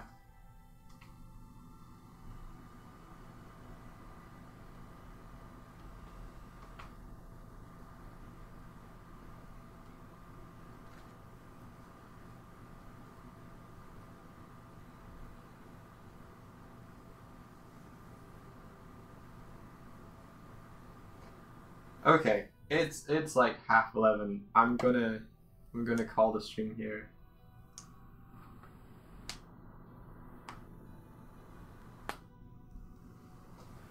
And thank you all.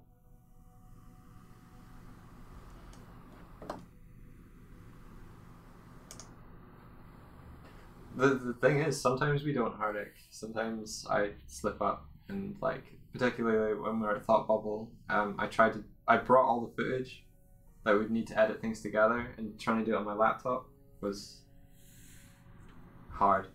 So at least this time, like I spent 4 or 5 hours getting all the episodes to upload for the week. And even then, I still missed scheduling yesterday, Tuesdays. Figured out that I hadn't set it to schedule while we were in the airport and set it public while we were like waiting for a flight. You're very welcome, guys. Thanks for like sticking with us. And on the 26th, Fuzzy, I hope you really enjoy Grim Troop. For what little I have seen of it, it looks really fun. So yeah, thanks guys. May the rest of your days be filled with adventure. Take care, everyone.